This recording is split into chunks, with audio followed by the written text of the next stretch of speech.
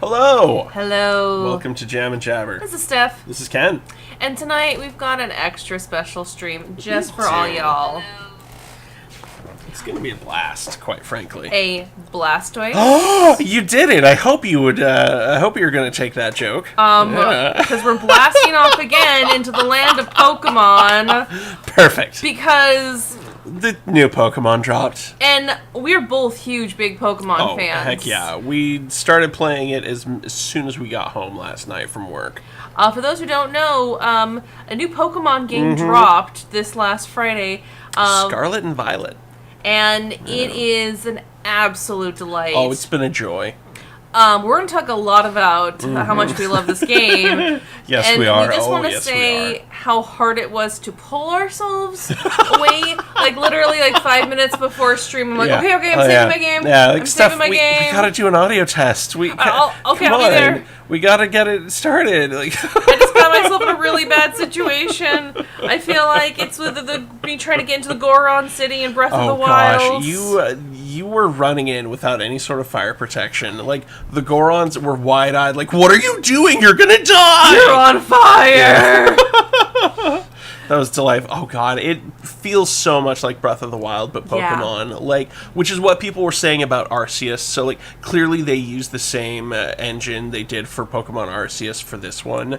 And it's delightful. It was such a good choice. I feel like Arceus was kind of the testing ground just to see what people's responses would be. For sure. Definitely not one of their more popular titles, but it's weird lore. It's definitely not one of their main staples. It's kind of an off game. What, the Pokemon are potentially nukes? I don't know. That's my headcanon, because the whole thing about Pokemon actually shrink when they get hit in one spot behind their head. I'm like, okay, so if they're shrunk and you accidentally step on that spot while they're shrunk, do they shrink again? Can they get small enough that they will split an atom? What's the deal? When you start trying to explain things, it just shows that it's just fantasy. It's just a dumb video game. Let Pokeballs just be magic sci-fi, Exactly. it's mirror technology or something. I don't know. You don't even need to explain it. It's a fucking Pokeball at this point. Everyone fucking knows what it is.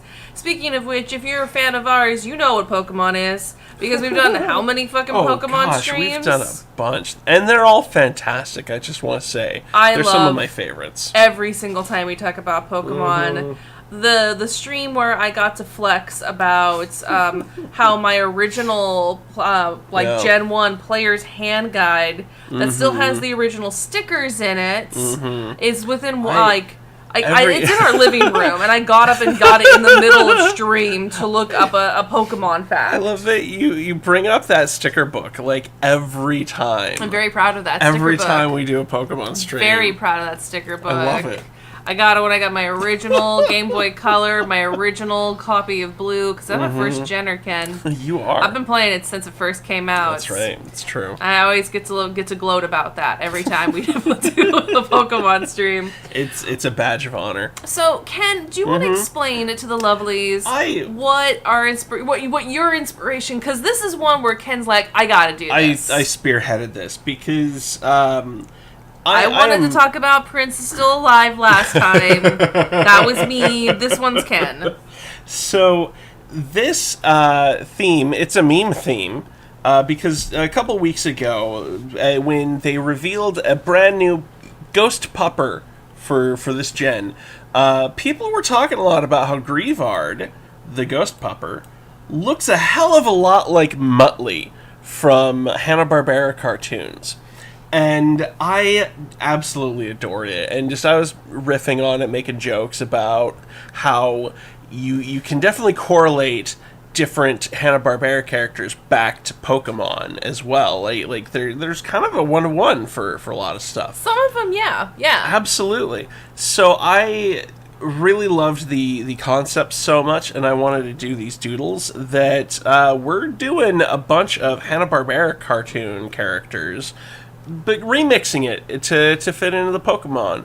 And maybe I've got one Pokemon that I really want to try to recapture in the Hanna-Barbera style. So, for those who don't know, Hanna Barbera was a popular cartoon company from like the 60s and 70s. they revolutionized animation. Can I talk about that for a second? Do we want to start drawing so we don't I mean, these cute puppers are very cute. That's fair. But people That's are here to totally watch fair. some funny things being drawn, too. That's absolutely fair. Yay, John, welcome! Hey, hello. Poca Barbera. That's true. That rolls off the tongue nicely, yeah. Well, do you want to roll up a number for our first one? I thought you had a plan for Oh, today. no. I don't have, like, a story that I'm going through for these. Okay, I got my D12. It's right here. All right. I'll roll up a D12 for you. Well, thank you. Number 8. Number 8. Let's see who we're looking at for. Captain Caveman. Okay. Oh, I'm excited. okay, Captain this is Caveman's one gonna be fun. I absolutely hated when I was a kid. So, because we're older millennials, I think I don't know about other millennials if they watched Hanna-Barbera other than, like, Scooby-Doo and, like, stuff that would show up on, like, late night Cartoon Network, like Space Ghost Coast to Coast and like that kind Harvey of stuff. Birdman. Yeah. Like, early Adult Swim took a lot of Hanna-Barbera and just made jokes of it. And honestly, I just want to say first and foremost, if any of these characters feel like they're deep cuts to you, if we say they're deep cuts and you're like, no, that's not a deep cut, I remember, I am so sorry. I'm so sorry. We can't stop the hands of time moving for you. I'm so sorry. We got John saying, the captain is great. Awesome dad role model. Heck yeah. This character? Captain Caveman was fun, yeah. He had a son. Oh, I didn't. Okay. Yeah. So he was a great dad. okay, so I will rescind my comment then. I guess it just what made me uncomfortable was because he's just a hairy, naked dude. He's not naked, he's got a cape. Yeah, he's a naked, hairy dude who's just that part made me uncomfortable as a kid. I get that.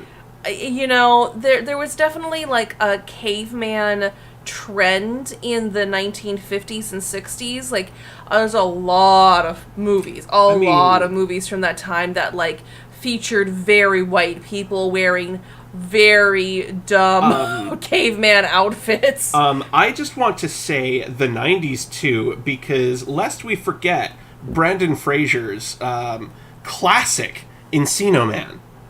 I thought you were gonna go with Tarzan. I mean, he did George of the Jungle. Oh, George of the Jungle. Yeah. That's yeah. I mean, like Encino Man paved the way for those too. I just want to say. Oh, I was gonna say, so what Pokemon are you fusing? Are we supposed to guess? Is that what today? Because you're fusing these Hanna-Barbera with different Pokemon characters. I'm taking inspiration from other characters. You can guess if you want to. But it looks like we got a butt. I can see that. A butt with some arms and maybe something else that's a little suggestive. That's his nose. Yeah, it looks like it's coming out of the butt, and no, it's his nose. Okay, I won't. Fine, I'll I was just trying to flesh in like shapes first. Like I'm just trying to do like a doodle. Like I'm trying to sketch here, man. No, don't judge my sketches. I'm sorry, my sketch isn't good enough. Oh, okay, that's not a butt. Well, it's kind of a butt, but not as much. I was going for like butt. the face structure because everybody does those Loomis heads. Oh, are you doing a Mankey? Yeah. Oh, like Mankey or Primeape. I mean that evolution. Cause I can see those two being together. It feels really, yeah. Captain Caveman and Mankey, like they just feel like they were made for each other. Yeah, I can see it. So when Ken did like the Fred Flintstone as Ash, I was like, wow, wow. Okay, that's exactly what you were gonna do. Like that, yeah, good job. Like gold star. Wow. Yeah. Like when Ken's got a vision, he's got a vision. That leg. Yeah, the Captain Caveman, like, was that his own show? What show was he on? I think he did have his own thing. He guested in a lot of things, too. I'm pretty sure he was part of the Wacky Racers Yeah, as well. I was just gonna say, I'm pretty sure when I saw him in the Wacky Racers. I mean, like, a lot of people showed up in Wacky Racers. I remember, like, he had a bit with Scooby-Doo. He guested, Hanna Barbera guested. He was in Scooby-Doo? It was the New Adventures when they introduced Scrappy. Oh, weird. I'm pretty sure that's when they. I didn't watch as much of those. Oh, I watched like the 13 Ghosts of Scooby-Doo, the one with Vincent Price. Oh, nice. Oh yeah, I watched a bunch of those. It seems still so weird to me that they're still making Scooby-Doo movies. It's gnarly to me. It's definitely the Hanna-Barbera property that has like the most staying power, it seems, because there's so many like Scooby-Doo adjacent properties and characters that they have that they've just not done anything with. Well, the fact that like they could make a character gay. And then, like, everyone knew Velma was a lesbian anyways. Oh, yeah. Even back in the 60s. That wasn't a surprise. No surprise there. No. But the fact that they formally came out and said, and everyone fucking lost their minds, I was like, whoa, I didn't realize Scooby-Doo was still, like, a big thing. Like, I was talking to Ken a little bit about this, because, you know, I think of, like, older cartoons like Looney Tunes. And the only times I really see Looney Tunes is, like, in, like, boomer memes, you know, and that's about it. Oh, and commercials. Yeah. Or you know, Warner Brothers wants to keep their the copyright to be able to keep animating that. Yeah. But I mean, like, Looney Tunes doesn't really have the same kind of staying power. And I mean, even a lot of other Hanna-Barbera, like, properties, like Captain Caveman, like, I'm sure there's probably like other millennials or definitely Gen Zs who are like, what the fuck is that monster? Like Hanna-Barbera cartoons, like I feel like they were designed for Gen Xers. Yeah. Because like when I think like Looney Tunes, I think the 40s and 50s because they were shorts before movies, much like our Disney Pixar's. How they did the shorts before movies as well. But like Hanna-Barbera is definitively 60s and 70s in my mind. Back when like people were now getting like color television. Oh, absolutely. 'Cause, like the Flintstones, for example, is like one of the few cartoons that was developed when TVs were still black and white because that was the technology, and then they were able to upgrade during production to colored TV sets. Yeah. Oh, it was incredible. Gnarly. Hey, we got Ashley. Welcome. Hello. Thank you for joining us. So Ashley, we were just saying, if actually, you know what? I would love to ask you a question. Do you know much about Hanna-Barbera cartoons other than like Scooby-Doo? We got Captain Caveman up here, which is one that I honestly forgot until you showed me. I was like, oh, you just unlocked a memory in my brain. That was the creepy naked man that freaked me out when I was a kid. I loved Captain Caveman. He was. I mean, Hong Kong Phooey, I think, was probably a little bit of a stronger character to me than Captain Caveman, but he's still fun. Is that one that still kind of holds up the test of time, or is that one that really wouldn't, based off of the name? I can't remember the character. He's a number one super guy. Okay. He is a karate fighting dog. Yeah. He's like gosh. Okay. He's kind of like along the veins of like kind of Green Hornet, like those kind of 70s characters who just like I can't remember. The name sounds familiar. Yeah. I just can't remember it off the top of my head. It feels very much like white man who learned karate and is now a vigilante is essentially Hong Kong Phooey. So Kung Fu. Yes, exactly. Well, okay, thank you. Yeah. I'll have to look that one up later. We would definitely say that Hanna-Barbera was definitely for Gen X, but us being elder millennials, we were right on that cusp. We still watched a lot of Hanna-Barbera. Oh, I watched a ton. But I was like, again, I'm still like surprised that there are still some of their properties that are still like I was watching like other Scooby-Doo movies, like brand new Scooby-Doo movies. Oh yeah. With my nephew, and I was like, they're still making Scooby-Doo movies? Absolutely. Now my Oma, because my older sister, who is definitely Gen X, she loved watching Scooby-Doo.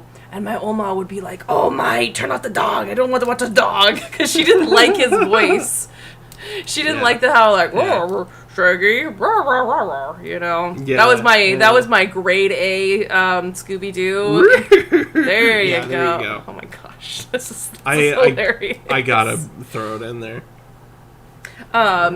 But yeah, she's like, Mai, the dog, turn him off. She hated watching Scooby-Doo. But of course, being a good grandmother, being a good Oma, she let her watch the dog. That she didn't remember what it was called, but she just called him, the dog. Like, turn off the dog. I don't like the dog. We got Rachel. Hey, welcome, Rachel. Hello. Captain Caveman even had his own show. Okay, thank you. Okay. That's she says, you're talking my cartoons. The new Scooby-Doo sucks. We got John saying Hong Kong Fooey is technically racist, but I still adore the character. Yeah. John is Asian, so that makes me feel conflicted. I understand that. I understand that confliction. Oh, yeah. I get that. I'm not trying to apologize for the character by any means. Hence the nod to like Green Hornet being white man who lives and succeeds off of Asian cultures. Wherever kung fu originates. That's what I was like. It was 60s and 70s. It's like based off the name, does it really stand up the test of time? Oh yeah. And to clarify, I cannot understand, but I can empathize, John. Just to clarify, excuse me, these words are important. Oh yeah. Yeah. I mean, there's plenty of like. Hanna-Barbera doesn't have a very good track record of depicting people from Asian cultures of any origin, quite frankly. And that's why we're using a very Asian company, like the Pokemon company, for redemption. Yes.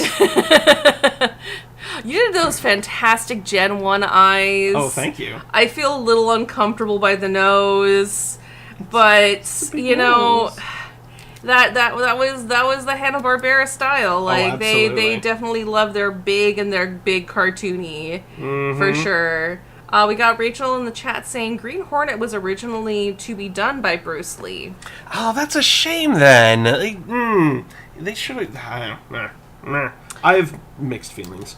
We got John says, could be worse. There was the show The Chan Clan. Oh, yeah. Oh, God. I when I was researching different Hanna-Barbera, it was The Amazing Chan and the Chan Clan was the name of the full name. And I'm just like, ooh, Hanna-Barbera, that has not aged well. Ooh. Is it as bad as I can imagine from the name applies? Yes. I mean, and I guess what I'm thinking of based off the name applies is just very racist and stereotypical depiction of Asian people. It was basically Asian Scooby-Doo is kind of what I put together. It's like a group of teen and young people who like solve mysteries and save the day kind of stuff. Like much like their MO for a lot of the cartoons that they made. That concept you pitched doesn't sound like a terrible idea, but I'm sure the way they depicted Asian people was probably not the kindest way. It was not good. I think, because this might be a bit of a deep cut for Harvey Birdman. The Adult Swim show, they made fun of it. I think they used the characters from that show. Harvey Birdman was so good. Oh, yeah. Oh, my God. They made fun of a lot of different Hanna-Barbera properties, but... anyway, I'm trying to remember the episode, but my mind is a blank for it right now, but anyway. We got Chance arriving. Welcome, Hello. Chance. Rachel says, I remember that show, and yes, it was. I didn't like it. There was some Hanna-Barbera was like so fucking good, and some of it was just like, they really missed the mark on that one. Yeah. But you didn't miss the mark on this one. No, this is fantastic. This is a very good blend of Pokemon and Hanna-Barbera already. With our manky Captain Caveman. John said, yep, they called it Show You Weenie. That's what it was, yes. Right, it was, they were a band because Hnna Barbera did so many different bands. Josie and the Pussycats. Yeah, Jabberjaw. Mm-hmm. And they were filing a copyright claim because another band had, like, ripped off their song. Yes, okay. Thank you, John. You unlocked that memory for me. Was it, like, another Monkees ripoff? Kind of, yeah. Because I know they did a lot of that, too. Which, I mean, it was popular for the time, okay? Absolutely. There's a lot of people who copy. There's a lot of copycats in modern day as well. That was just in the 60s and 70s. Chance, Harvey Birdman, attorney at law, are you talking about the twins that had purple and yellow costumes like that? No. Had some sort of combined twin powers? That is the Wonder Twins. And, form of a sponge! That's right. Hanna-Barbera did do the Wonder Twins. Yeah. At least I'm pretty sure they did. Or the Super Friends. Excuse me. Mm-hmm. I grew up watching the Super Friends as well. Like, that was where I fell in love with Green Lantern and just comic books in general, I think. Because, yeah. No. It was so good. I'm ready with the next number whenever you're ready. I'm feeling this. I'm really liking our manky Captain Caveman. Number 1. Number 1. Okay, number 1. I'm glad we got to number 1. I remember which one that is. Because that number 1, is Yogi Bear. Hey, boo-boo. I watched a lot of Yogi Bear. Heck yeah.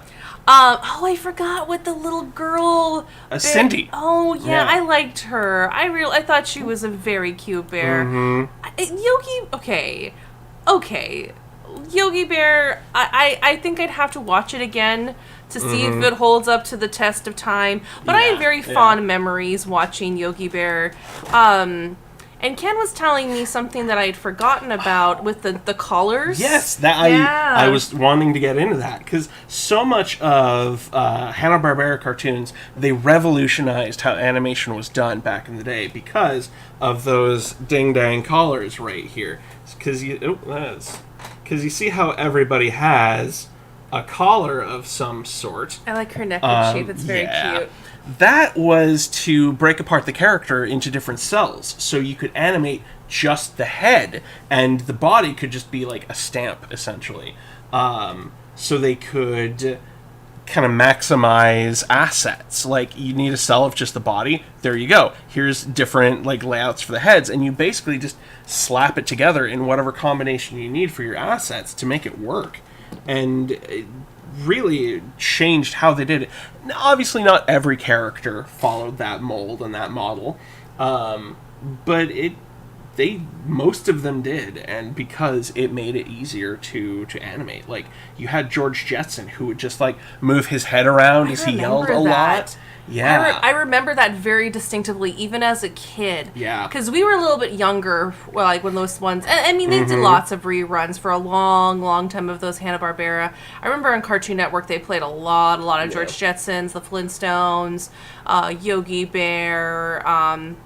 The racing one, and then later on it was like the redubbing of like the Aqua one. Oh god, yeah, C-Lab 2021. C-Lab, yeah, that was another Adult Swim one. And that was then amazing. Of course, Space Goes Coast to Coast, which I fucking love. Space Goes Coast to Coast. We would always watch it. We never missed an episode. I adored it so much. I used to have a DVD set of all of them. I don't know where the hell it went after all of my moves, but we got John in the comments saying, Harvey Birdman ruined Boo Boo for me. Or not my terrible version of doing his voice. I don't know, Yogi. That was good. God, yeah, turning him into a mob boss was hilarious. And then John, Snickerdoodle, question mark? Cookie bouquet? We got Ashley. I have dolphins following me in Minecraft. Yay! Dolphins in Minecraft. That's awesome.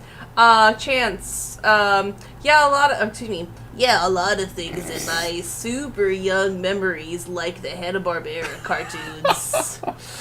Nice. God, love Yogi Bear and just so much of Hanna Barbera. Like, I grew up with Johnny Quest as well, and I didn't watch a lot of Johnny Quest, and then the whole Shiza, what's the show? They did that weird CG remake of Johnny Quest. But are you thinking Venture Brothers? Yeah. And then Venture Brothers got weird. Oh God, they got really sexy, really horny. I guess they did, yeah. What's the season ending was talking about all the different sex moves. Oh, right, for the Rusty Venture. No, a Rusty Venture is actually... Yeah. I remember that one. Every single person came in. It got really horny in that season. And then the next season got even hornier. It was Dr. Girlfriend, and then later, when she became Dr. Mrs. the Monarch. I mean, I do love her character, but then it got weird, and then I disliked her character, and then they didn't make it for 10 years, and then they're like, hey, we're gonna make it again. We're like, oh man, that ship kind of sailed a long time ago. They had some long stints between seasons. Yes, good job, John. Yes, he is making Yogi look like Team Rocket. Good job. Gold star! Good job! Here's a picnic basket just for you. Which is actually a thing in the new Pokemon. Yeah, bring it full circle. You can there's a big to do about picnic baskets. Yeah, doing a whole picnic thing in new Pokemon. I haven't done it yet because I've just been absorbed catching every single Pokemon I've ever wanted to catch, and then doing the surprise trade.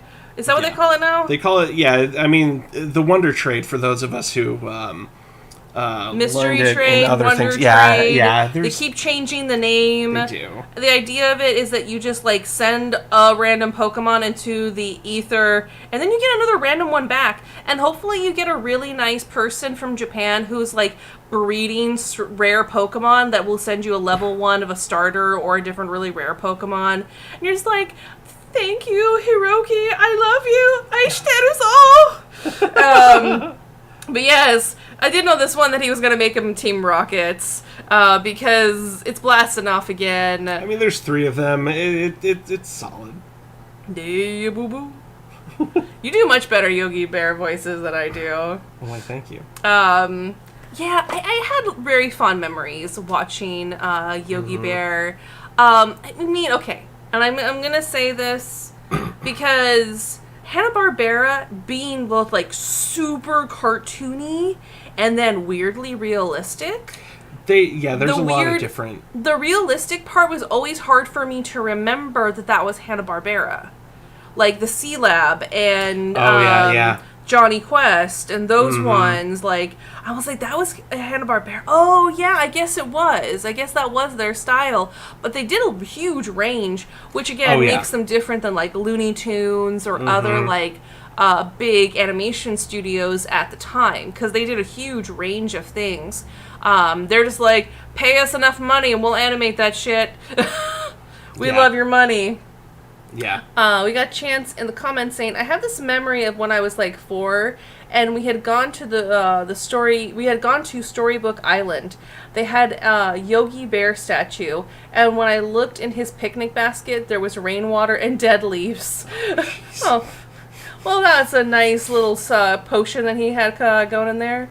We got Kat. Welcome, Kat. Hello. C-Lab also makes a cameo in the season finale of Archer. Because it's the same people. Yeah. What? Oh yeah. What? Adam Wait, Reed. what? Adam Reed is the dude who did it. They did after they did C Lab 2021. They went on to do Frisky Dingo, and then that art style is kind of what cemented it in for Archer. Yeah. Wow, yeah. I didn't know that. People who do Archer did C Lab 2021. Yeah. I mean, it's also very horny. Yes, it is. Very horny. Very awkward, very violent. Yeah. I haven't watched too much Archer, but I've definitely seen a lot of Archer memes. Yeah. Sure. And lots of people who love to cosplay the different characters of Archer. We got Chance. Oh, that's why Frisky Dingo and Archer look similar. Mm-hmm. Yeah, there you go. Yeah, yep. Just like Ken was saying. Interesting. I remember trying to watch C-Lab, but C-Lab. Okay, so Space Goes Coast to Coast. Mwah, chef's kiss. I love Brack. Every single time Brack sings a song, Brack I is have great, so yeah. many, like, in my brain, so many of Brack's songs just memorized, including, like, when he would just be like, like, because I would listen to it all the time. They didn't have a million episodes, but they would watch them anytime Space Goes Coast to Coast was up. I mean, yeah, I love, especially when they sang. But C-Lab, it again, it was just very horny, and it just felt like they were on drugs. I mean, fair. The writers just got really high and really drunk, and just decided to redub C-Lab. I mean, We've got these old Hanna Barbera cartoons that we have access to. What the fuck are we doing with them? Because we can do a whole bunch of shit with this. Pretty much. Yeah. God, one of my favorite C-Labs was when they just kept an episode super duper normal, and at the very end, you're just wondering, like, what the hell are they even doing? What's up with this? And then they just went to their standby joke of blowing up the C-Lab, and, oh man, like, you weren't necessarily expecting it the whole time. You're just wondering, what are they going to do? When is the shoe going to drop? And, oh man, I adored that episode. I did watch a few, but it was like watching people who were high and drunk, like just a bunch of friends who just recorded themselves. Let's smoke a bowl, let's pass it around, and let's just fucking record, man. Yeah, and I'm probably not too far off, but I think you're right. Oh, that's what I was gonna say. Everybody who's watching live, Kenji, everybody. Favorite Hanna-Barbera cartoon ever or currently? God, there's so many. Pick a favorite child's. Also, we got Chance in the comments saying, sits here wondering how my mom let me watch Space Goes Coast to Coast. Oh my god. Because it was cartoons. Exactly. It's cartoons, and it was Hanna-Barbera. That's exactly. safe. It's safe cartoons. She grew up on it. Uh-huh. Very safe. Like Yogi Bear. Hey, boo-boo. I don't know. Looks like Team Rocket's blasting off again. I'm really happy with this, like, Team Rocket. Like, Team Jellystone, we'll call it. Ooh, that's right. Prepare Nice. for trouble. I took the wrong moment to take a sip. I also took the wrong moment to start that. Let me try that again. Prepare for trouble. And make it double way, don't you?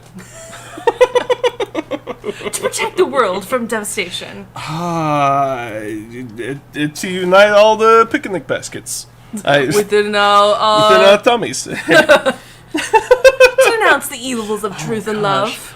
I missed the line. I'm spacing on the rest of it. I'm sorry. It's okay. I should roll another number for you. This is great! Yeah! Team Rocket's blasting off again. This is my childhood, watching Pokemon. Heck yeah. Number 10. Number 10. But the question still exists. Oh, gosh. Okay, tell me what number 10 is. Oh, this unlocks another memory from my brain. Number 10 is Orbity from Jetsons. Wow. Yeah.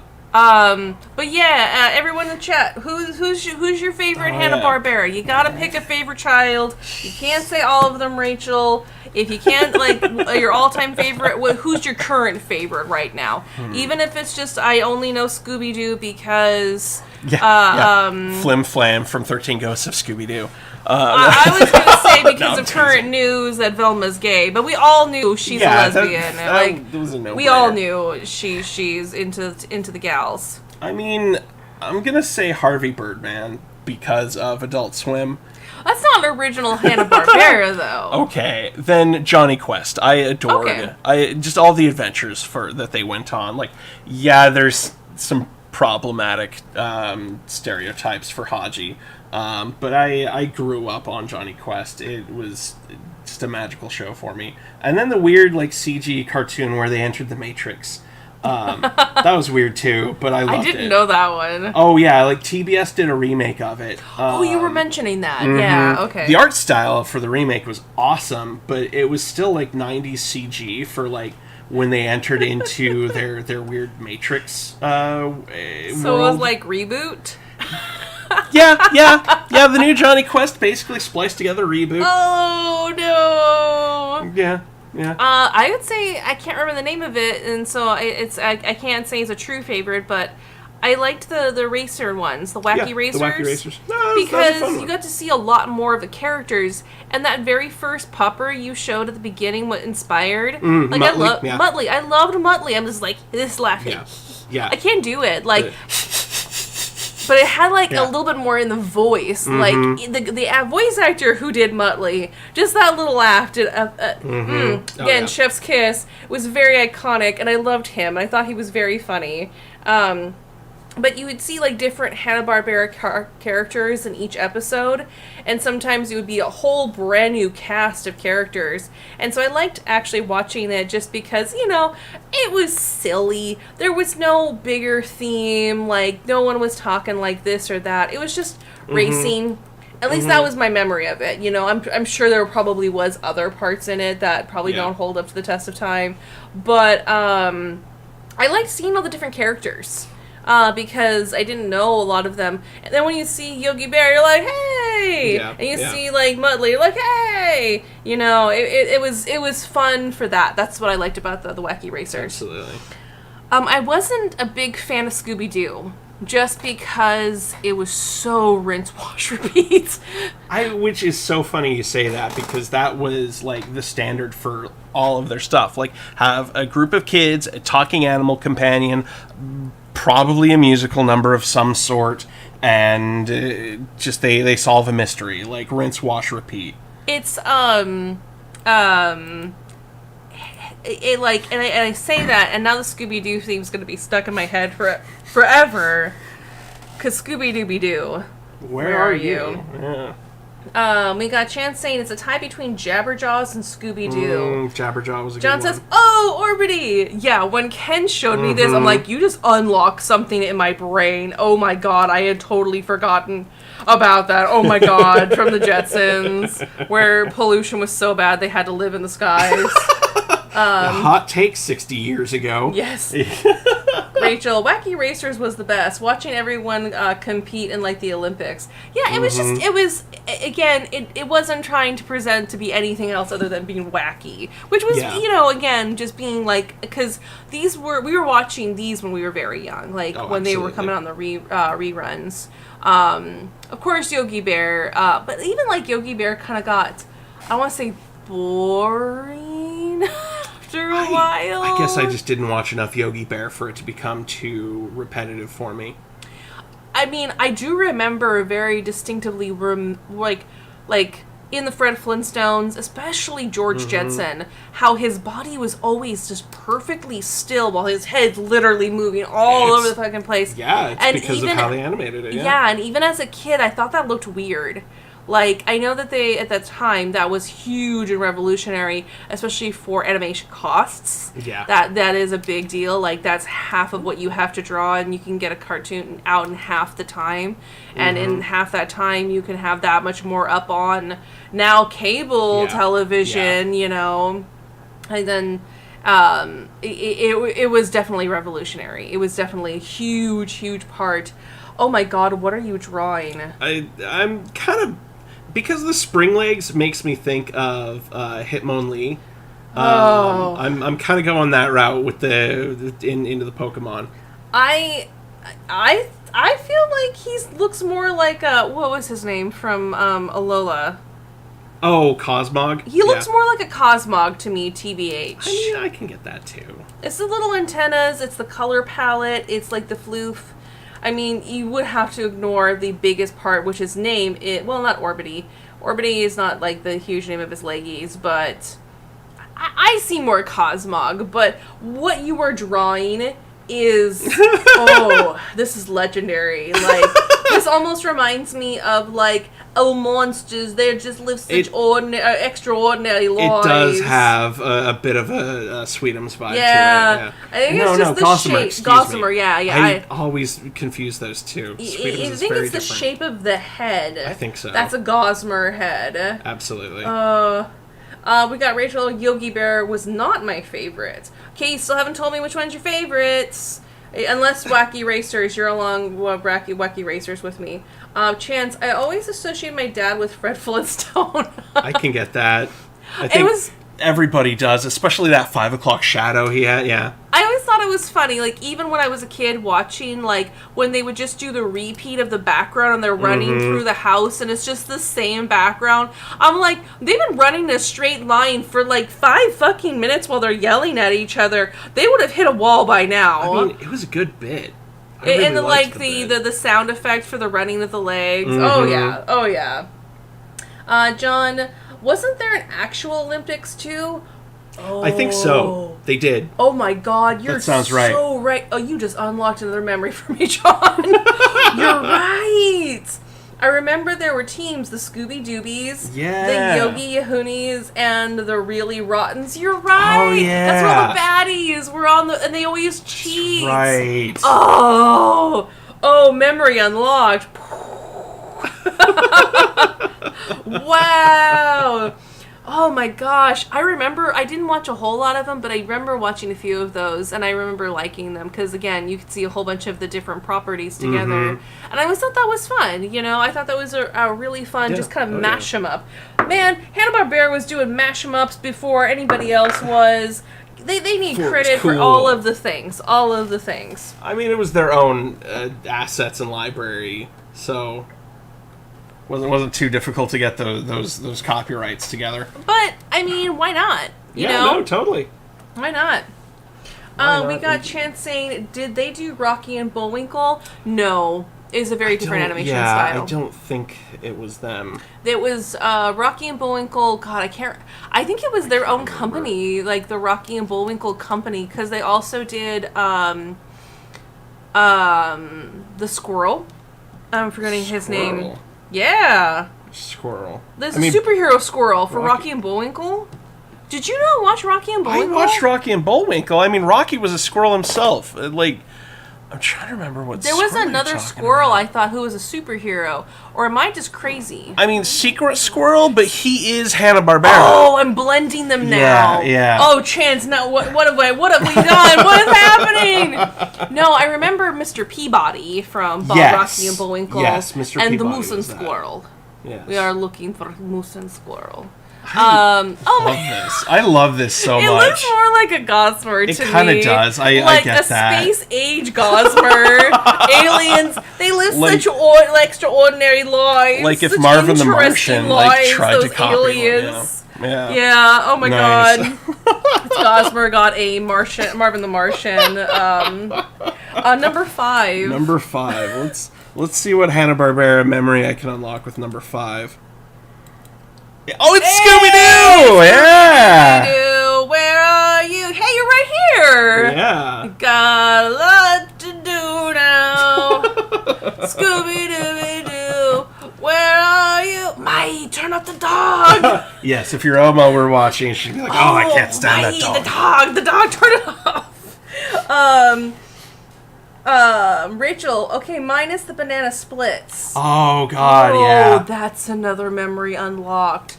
Right, I remember the song. It was very like the Monkees. Very much so, It was very much like the Monkees with the banana splits. Orbity Meyer. Yeah, there we go, John. That's perfect. Yeah, I mean...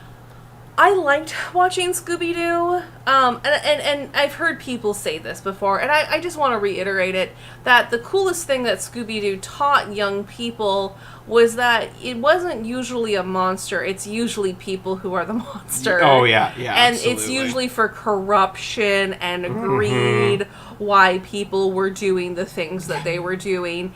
And I mean, way to be very progressive, Hnna Barbera. Teaching us those life lessons early. Yeah. And I would have gotten away with it too if it weren't for you and that blasted dog. Mai, turn off the dog. Mai. We got John. Opinion on Scrap-Dee-Doo? I hate him very much. Yeah, he was annoying. What about Scooby-Dum? What? Scooby-Dum? What? Oh, is that a deep cut? I don't remember that. Scooby-Dum is Scooby-Doo's cousin, but just a little dumber. Like basically think Forrest Gump, but Scooby-Doo. Oh, no. Had a red hat, white fur. Yeah. Oh, no. Yeah. Oh, no. Yeah. Scooby-Dum. I'm gonna put that one back in the vault. I'm gonna put that one under lock and key. We got Kat saying Scrappy-Doo is the Hawkeye of Hanna Barbera. Scooby Power! Oh, it was Puppy Power. That's what it was. Yep. He was very annoying.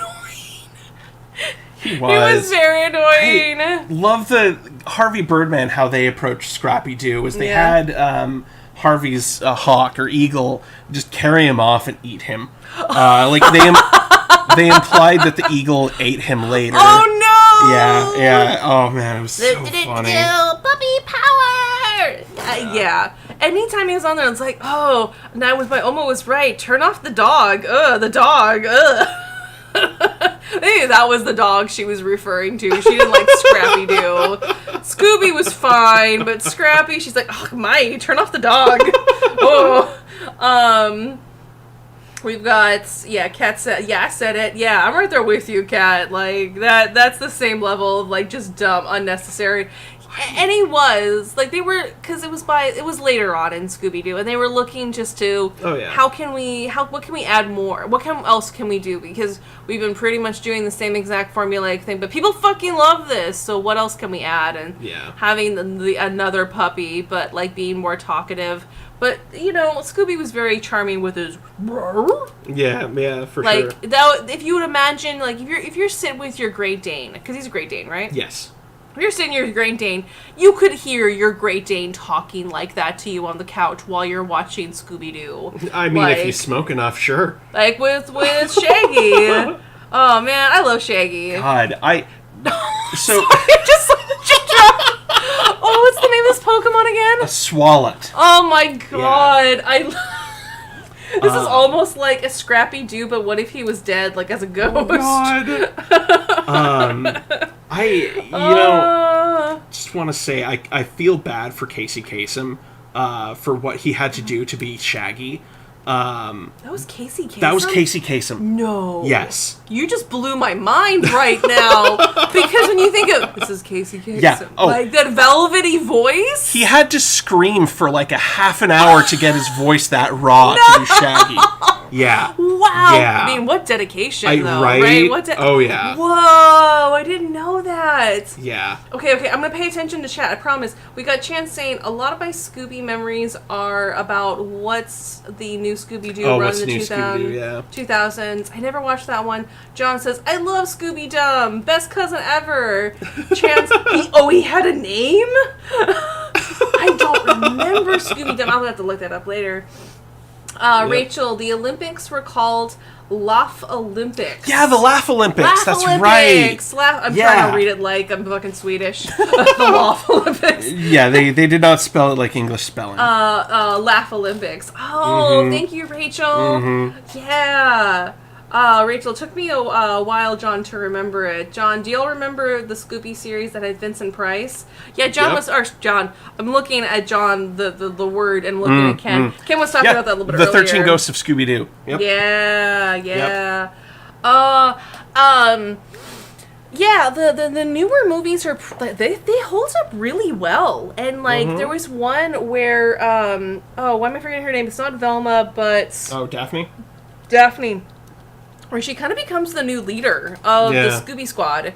And, what's his face? The blondie... Freddy. Freddy, yeah.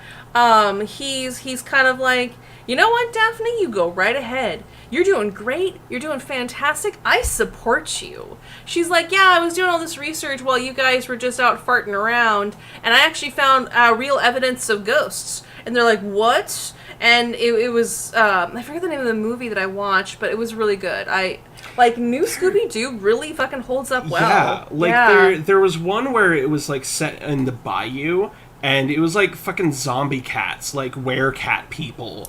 And they had this whole ritual thing. They were gonna, take, like, the Scooby crew and sacrifice them to maintain their immortality. Like, oh man, it was a fun movie. Well, the one I watched kind of skirted between, like, is it actually, like, fantasy? Mm-hmm. Is it actually, like, ghosts? Or was it, like, a person behind the mask, like it always is? Because, with the usually, I mean, the formula is right, is that it's, this is definitely a ghost type. This is Scrappy-Doo. Remember it as it was colored, because I colored it on the wrong layer, and I don't feel like redoing it.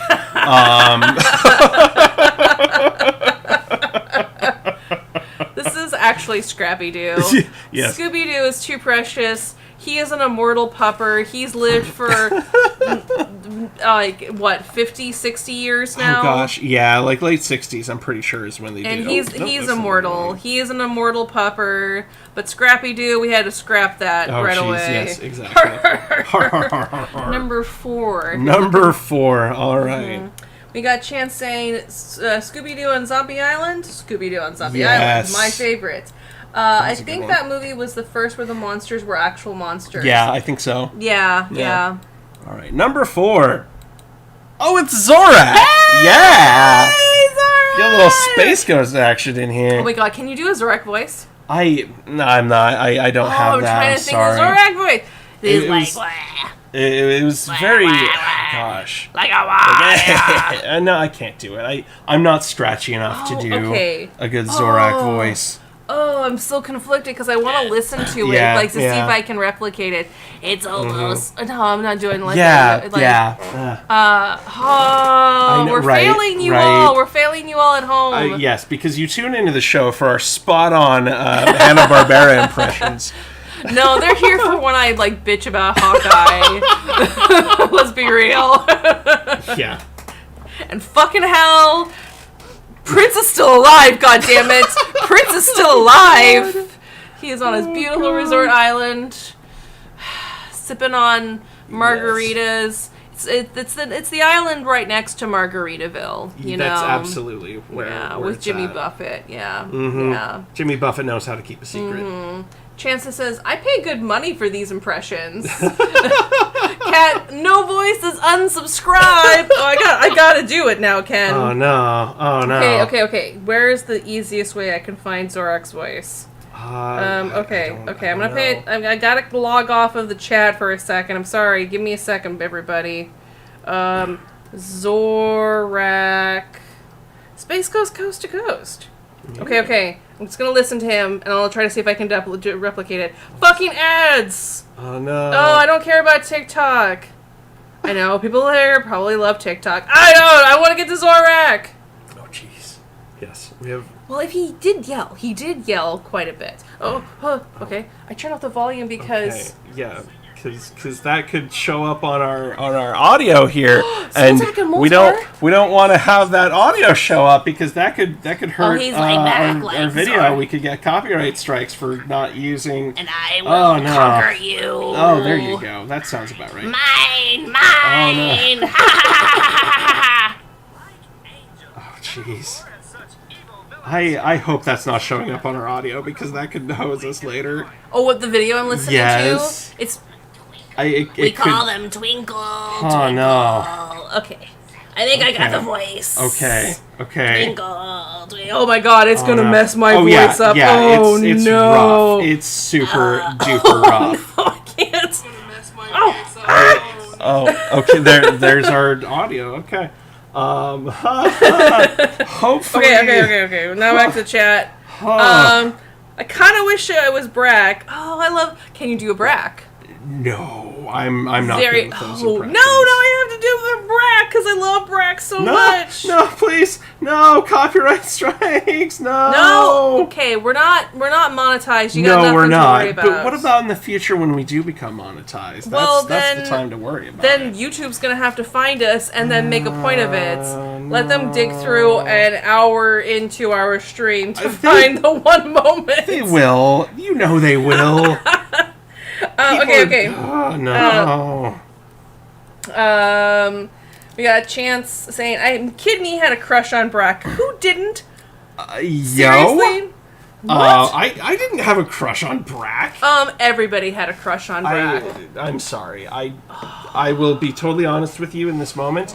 I wasn't a big fan of Brack. What? I'm so sorry. I'm sorry. Is that it? That's the deal line? breaker. That's Brack the deal breaker. was so charming. I don't know. I mean, he was fun, but like, I didn't like the Brack show. Kat says, I say this as I sit here with laryngitis. John. Hello, everybody. Hello, everybody. Hello, everybody. Whoop, whoop, whoop. Kat kind of sounds like Dr. Girlfriend. Oh, you'd be perfect to do a Zorak. Yeah. Okay, I am going to listen to Brack, but it's quiet. They could barely hear when I had it on full blast. They're not going to hear it, Ken. They're not going to hear it. Okay. Brack. Because I have to hear that's my sweet child's voice. I love him. This is the best Scyther, but whatever. Let's see here. We got the best of Brack on YouTube. Gosh. Oh no ads? Huh? Are we playing? It's nothing. It's blank. That is the best of Brack. Oh, stop it. He was charming. Okay, Brack Space Ghost Coast to Coast songs. Because I loved his songs. Oh my god, yes. Why is it not playing? I have no idea. YouTube has found us. They've refused, so you can't give us a copyright. Oh my god, okay. I gotta close the app, reopen it. Again, I'm sorry I'm not seeing your guys' comments right now because I'm using my phone. Ghost songs. What?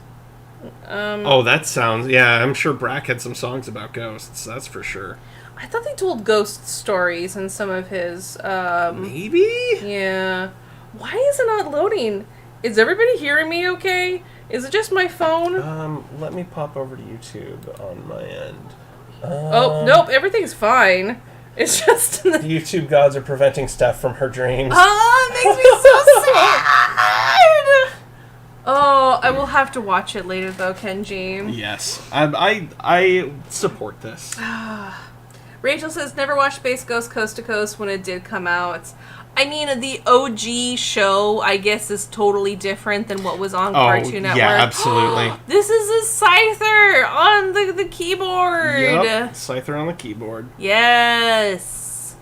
Yeah, you just had a... Oh, man, I can't do the Zorak voice. It just did. Yeah, it was No, you kind had of like it. this. Yeah, Yeah, you had it. You had it. kind of like that. I can't do it with my it voice. was the best. Oh. No, that was good. That was good thank what you you. did. Yeah. Thank you. Gold star. I'm not a trained voice actor. I can admit to that. Well, you know what? Training starts now, Oh my gosh. Training starts now. Where's our training montage? Well, it's, I guess, a year and a half worth of streams that we've done on YouTube. Just fast forward to that real fast. Yes. Zoom, zoom, zoom, zoom. Yes. Here's a there baby you go. Robotnik. This is amazing. I mean, Yeah. Zorak as a Scyther, very same energy. Oh, absolutely. Absolutely. In the new Pokemon that we've been playing, Scarlet and Violet, they've got this stupid new, like... Every single Pokemon, I don't know why they feel like they've got to have a stupid gimmick. Yeah, And I don't... I wish they would just drop the gimmick because... It's obvious it's just for little kids to sell toys, but this newest gimmick is dumb. It's very dumb. Yeah, crystalline balloon hat. Ooh, that's cool. I want to get that. Like if they just left the Pokemon, it's okay. The new gimmick is that it's crystalline Pokemon. So you use the special Pokeball that makes your Pokemon into crystal, essentially. Yeah. But it's not just making them crystal, it gives them this weird, dumb hat for some reason. Yeah. And some of them are like crowns with balloons. Some are just like flowers. It's so fucking stupid. It's weird. Yeah. I will be the first one to say that that's a fucking stupid idea. I have no intention of using the gimmick if I can avoid it. Well, there's sometimes where you can't avoid it, because there's this one area where the first time I've seen a Scyther, and I want to catch a Scyther, but it's one of those stupid fucking crystal Pokemons, and it's like, Scyther! It's just... Scyther! Yeah. Yeah. Bring it back to 90s Pokemon. I think I'm going to destroy my voice by the end of tonight. You'll be ready for Shaggy. That was what he did. That's what he did. Hey, wait. Yeah. Oh, now I can't think of Shaggy. Joinks! Like Zoinks, man. Like Zoinks, man. I can do a Shaggy impression. Zoinks, Scoob. Like Zoinks. I cannot believe. Like the killer was into some sick shit, Scoob. Let's have some more Scooby snacks, man. It's the only way I'm gonna be able to handle tonight. Fred's going pretty crazy tonight. He's not gonna let up. Oh, man. Oh, God. Do we have the next... number 9. Number 9. All right. Oh, man. I fucking love 9? Space Ghost Coast to Coast. Oh, number 9 is... it's Dino. Hey, Dino. Good friend, Dino. I did watch a lot of Flintstones as well. Mm-hmm. Just because it was on. Exactly. Not because I liked it. It was a cartoon, and we were conditioned to think cartoons meant kids. Yeah. Yeah. And, I mean... sitcom. I'm not gonna lie... If I could have a rack of ribs like that in real life, I absolutely would on the side of my car. I've also seen people do grown-ass men do costumes of that, and they made the car, and they literally were going down the road using their feet. Yes. And when they had to turn, they did just like in the cartoon, where they lifted it, and then they turned it, and walked over, and then they plopped it back down, and scooted it again. It was really good. It was. Yeah, it was, and then they had the fur hats for their... the water buffalo hats. The water buffalo hats, yep. I watched a lot of Flintstones. I didn't watch as much of the Jetsons, but I liked the Flintstones all grown up. Pebbles? God, she's like a first girl crush. Like, she's hot. I don't think I watched an all grown up the version that version of the show. What was their kid's name? Like the boy. It was Bam Bam. Bam Bam? Mm-hmm. Bam Bam grew up. I mean, damn. I've seen images. I know which one you're talking about. I just never watched it. But yeah, Bam Bam was damn. Like, Bam Bam lifts, bro. He lifts. They both had such a glow up, damn. I mean, going from babies to adults, sure, everybody will have a glow up. I mean, they went from adorable babies to fucking hot. I'm like, whoa, I feel a little uncomfortable by this. But they're also hot, damn. I mean, of course, Fred and Flood's Wilma look exactly the same because, parents don't want to imagine themselves getting older, but also brand recognition, absolutely. Yeah. But damn, their kids, when they grew up, damn. I'm trying to remember the other kids, because they were, teens, and they were all in high school, and, doing the teen thing in the 60s. Drugs? Well, it was, Wendy and... Who's the other couple? Because it was Fred and Wilma, and then Wendy and... Oh, no, Barney and Betty. Barney and Betty, that's right. Yeah. Where was I getting Wendy from? I have no idea. It seems like a reasonable name for the time, I guess. Barney and Betty. I forget their kid. That was Bam Bam. Oh, they was Bam Bam's Oh, kid. that's right. And then they dated. Yeah. Oh my god, but their glow up, damn. We said, sorry, I'm paying attention to the chat. We got Chan saying the crystal Pokemon sound cool until you mentioned the hats. They are, that's what I was telling Ken. I'm like, if they just didn't do the hats, it would have been cool. I would have been okay with it. But the fact that they have this, they are stupid. They are so fucking ridiculous and stupid. It's so completely unnecessary. and it's 100% just to sell fucking toys. And it's just like, no kid's gonna be like, I want the crystal version of my Spragagato with the flowers blooming out of its head. Okay, Steph, but you hit the nail on the head. No kid will say that, but collectors absolutely will. Well, collectors will collect anything, exactly. You know? I'm actually curious to go to Retro Emporium and see what kind of Pokemon stuff they have. But that means I'd have to stop playing Pokemon and leave the house. Oh, I know, right? And right now, I'm only willing to stop playing Pokemon to do streams so we can talk about Pokemon, which is actually turning more into just talking about Hnna Barbera, which is fun too. I mean, my fucking brain, holy shit, all the things that we unlocked. Chance, Ken, why is your Shaggy so on point? I've spent a lot of time working on it, to be perfectly honest. Will you throw another Shaggy at us? Like, Zoinks, I'm so hungry, Scoob. I haven't eaten in like 5 minutes, man. Whoa, you're... A little more. And Chance says, "Oh, Dino, I love Dino."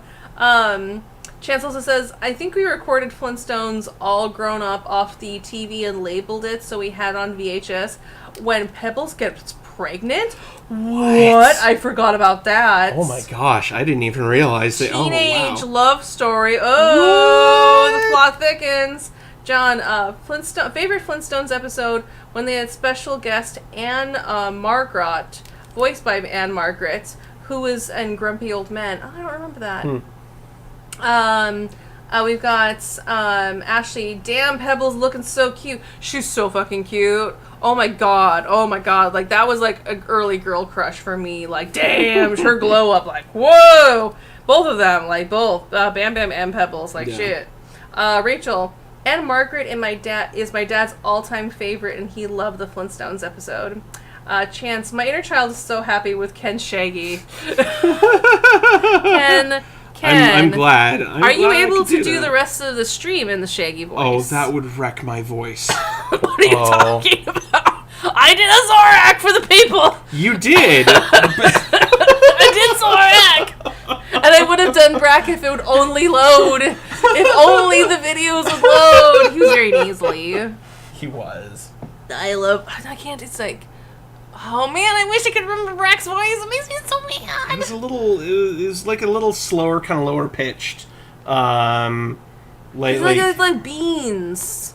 Love the song about. Oh my god, what is this? What have you drawn? What have you done, Ken? Tyrantor, I believe, is the Pokemon's name that I'm basing Dino off of. It is a Tyrantor.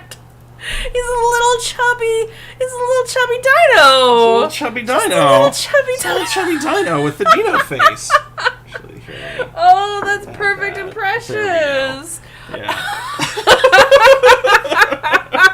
That's very good. That is a very Ken. That is a perfect blend. Like, wow, gold star. Great job. Why, thank you. You knocked that one out of the park. Have we done number 4 yet? Number 4, I think we did. Yes, we have. Oh my gosh. Number 11? Number 11. We have not done number 11. Oh my gosh. Okay. All right. Secret Squirrel in Morocco Mall. All right. I remember this. I do remember this. I love them. Actually, I think Cartoon Network did a remake of it too, because I remember a style change. But yeah. Pink Panther. Was that Hnna Barbera?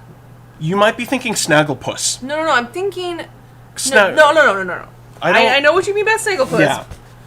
But Pink Panther itself. I don't think he was. Okay. I don't know. Don't quote me on it. I'm. Okay. My guess is no. Okay. Because some of the villains kind of actually remind me of, like, the black and the white guy, the villains in Pink Panther. They remind me of the Secret Squirrel because of that hat. Black and white guys. Do you not remember that? You're thinking Spy vs. Spy, which is Mad TV. Spy vs. Spy, I think, was done by the same people who did Pink Panther. I don't. I think so. I think it was the same studio. Because I think it was the same animation style. They had their very specific, like Mad Magazine did. I think they did all the animation for that. Oh, it was the investigator. It was a French Inspector Clouseau. Yes, he was in Pink Panther, and he looked very similar to Spy vs. Spy. if my memory is serving me correctly. I don't remember Inspector Clouseau enough. Oh my gosh. If all y'all in the chat can remember our brains. Yeah. Chan says, "Oh, the Pebbles Prego movie is called Holly Rockabye Baby." There we go. And then Nose Can Save Your Voice. I would like at least one more Shaggy before the end of the stream. I'd be happy to end on a strong Shaggy. Oh my gosh. Oh my gosh.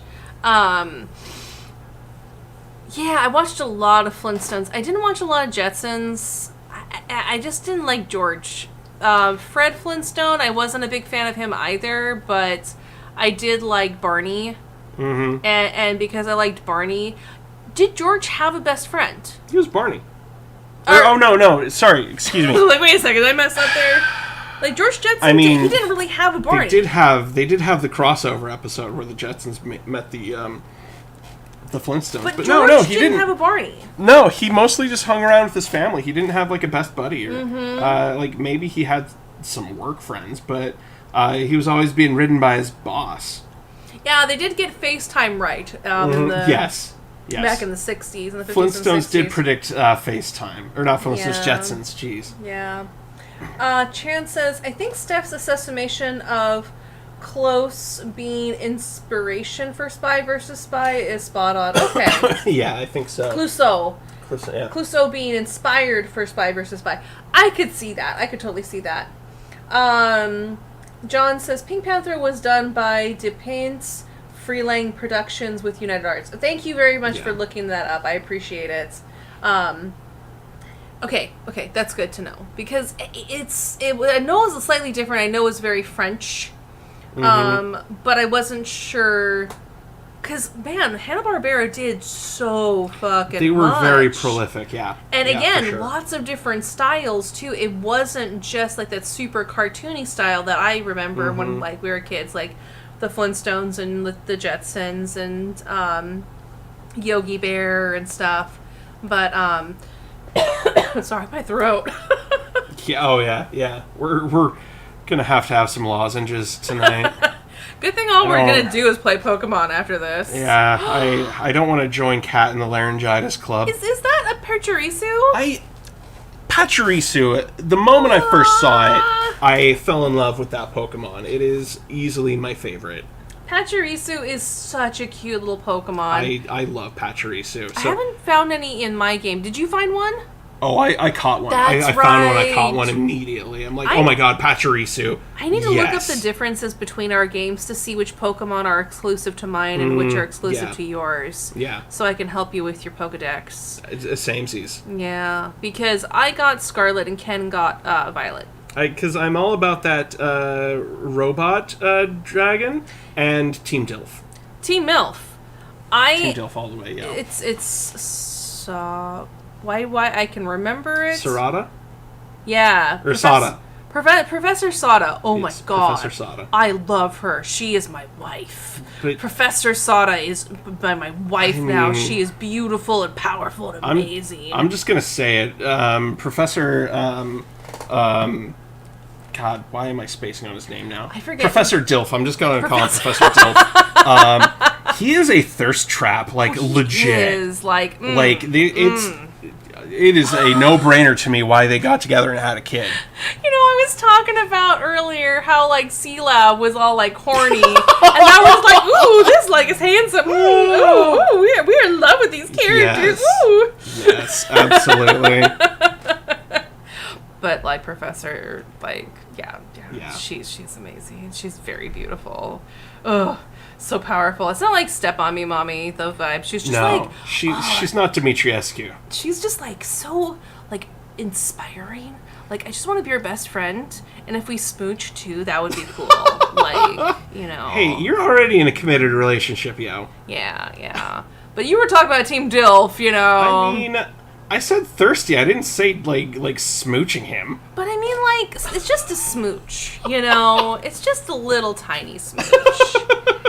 You would smooch this Pachirisu if you had the moment. I mean, I smooch our kitty too, but that's not like, that's a different kind. Different kind of energy, I know. We got Chance saying, I watched the first 2 or 3 Pink Panther movies with my dad a month or 2 back. It's wild to me how a good animation for opening credits of a film sprawled a cartoon show. Or spawned a cartoon show. John, fight, fight, fight! Oh, they're just...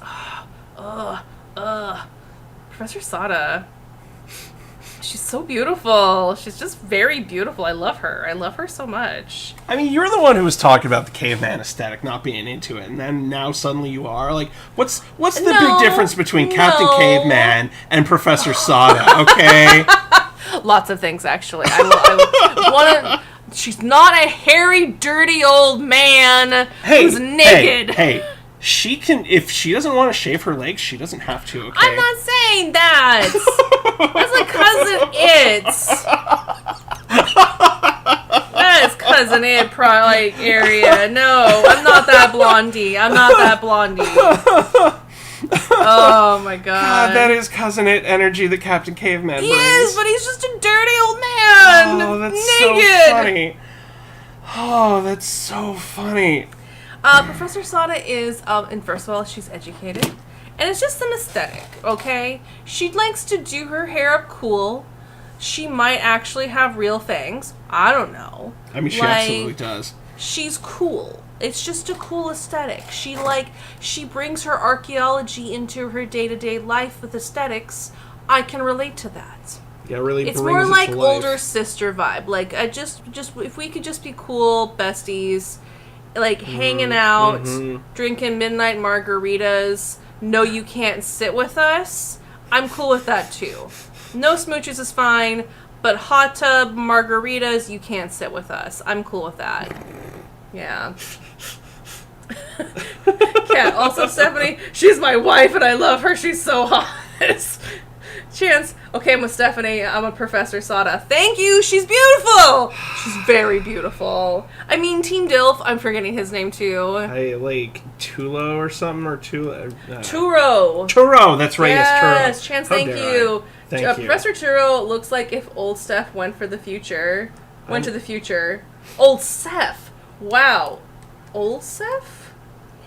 I'm not. Old Seth. Sephiroth. Oh, what, Sephiroth? Yeah.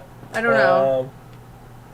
I'm not sure. We are very confused. Sorry, we are old. Yes. I read that as Old Steph. Old Seth being a Joseph Joestar from Part 3. Oh, Old Joseph. Oh, God, okay. Old Seth. That's the first time I heard that, and won't forget that now. Yeah, I could see that being like a Joseph Joestar, like an older Joseph Joestar.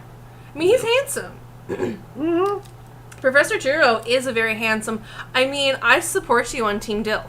Thank you. Because damn, I love frogs too. You know, it's they're both like, man. They went from Professor Oak just being like, "Oh, hi, Gary. You're going on a Pokemon adventure. Here are your Pokemon, and here are your Pokedex." You know, I will say this for Professor Oak. He got out of that weird relationship with Ash's mom just in time.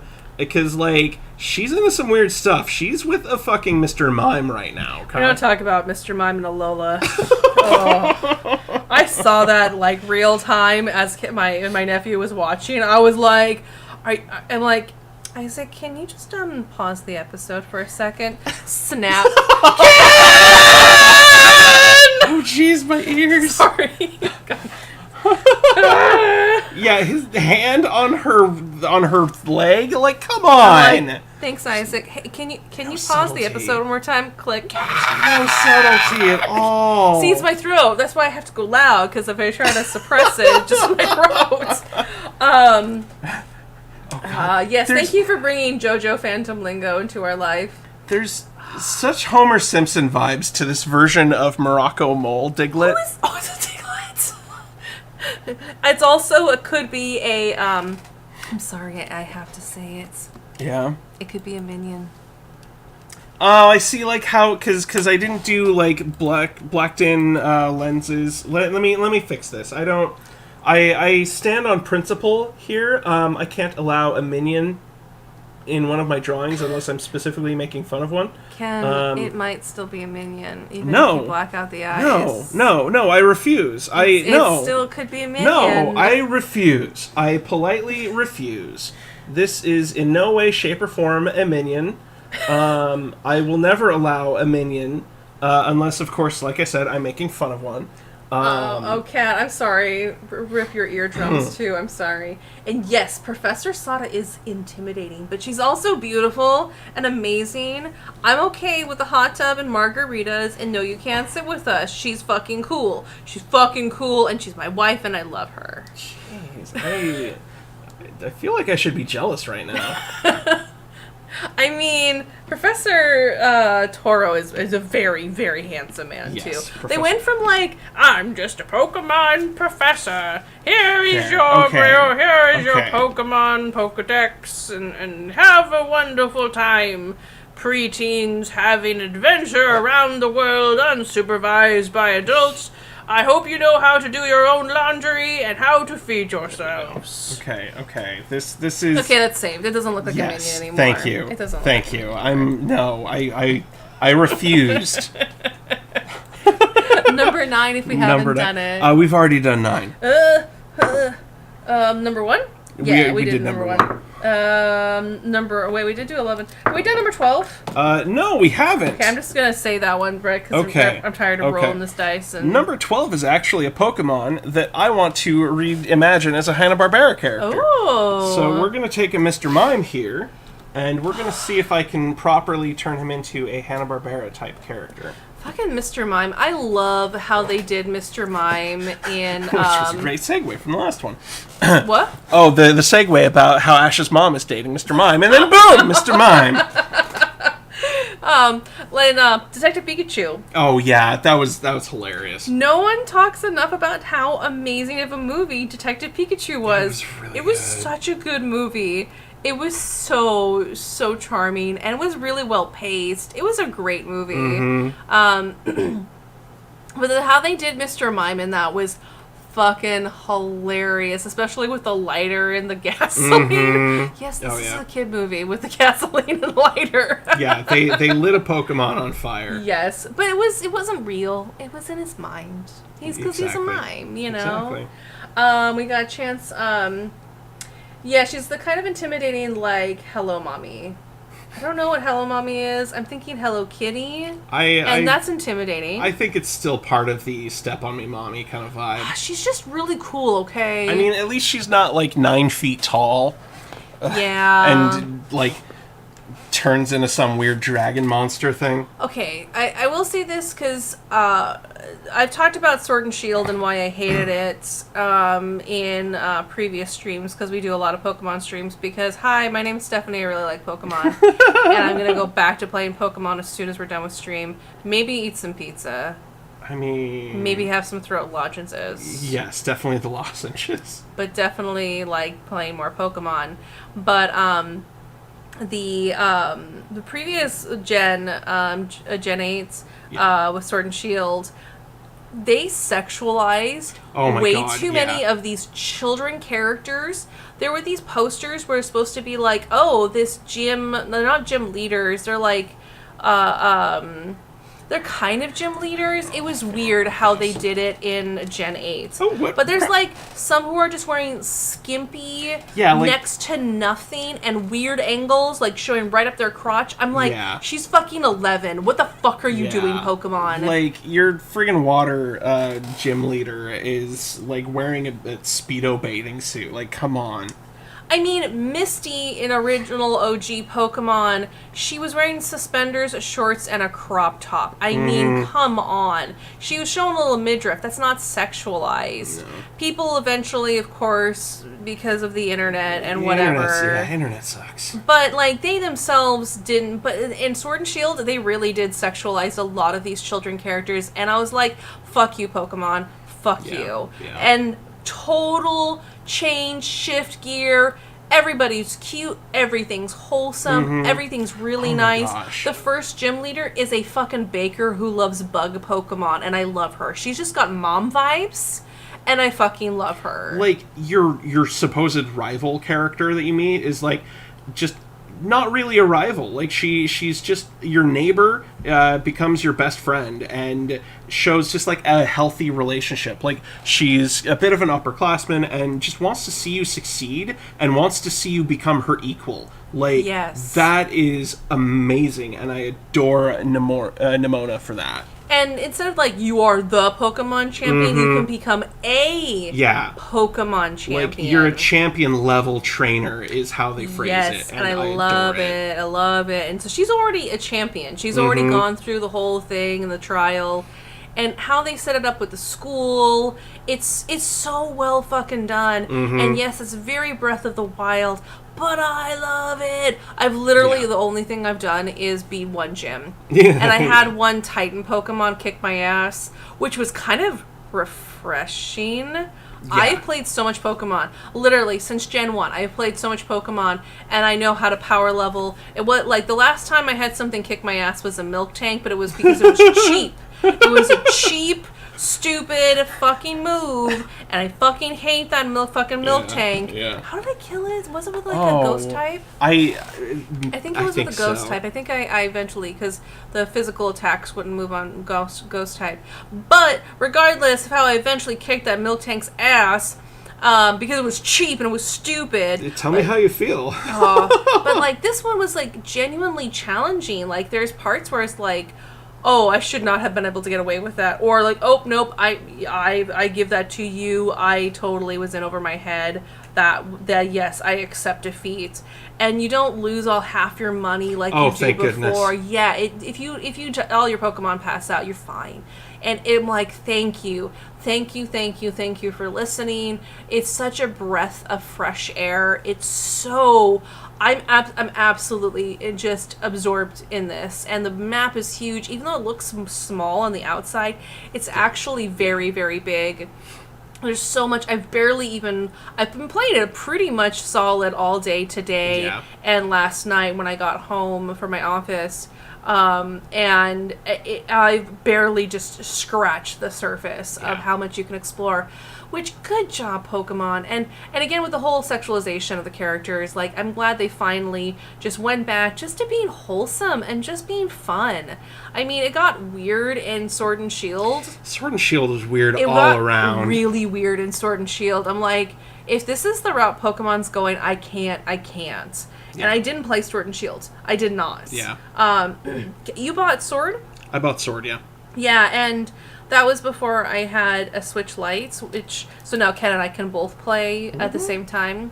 But I was contemplating playing it and, like, starting my own game. But then I was watching Ken do it. I was like, I kind of hate this. I kind of really hate what I'm seeing. Like, this really sucks. Yeah. That's not a good segue for what... because I just saw what you're drawing. What character is this? Or are you just Hnna Barbera? I'm just trying to Hnna Barbera it up. Oh, okay. Like, I don't have a specific Hnna Barbera character in mind. Okay. I'm just trying to, like... I love the soup cap. Yeah. That's very, like, 60s, 70s humor. Just going for that kind of hobo style that they would have done for the show. Yeah. Oh, okay, I'm going to pay attention to the chat, I promise. We got Chance saying mommy thing, like when people say daddy. Oh, gotcha. Yeah. Chance saying, hey, Alicina's mother form was just as cool as her human form. Fight me.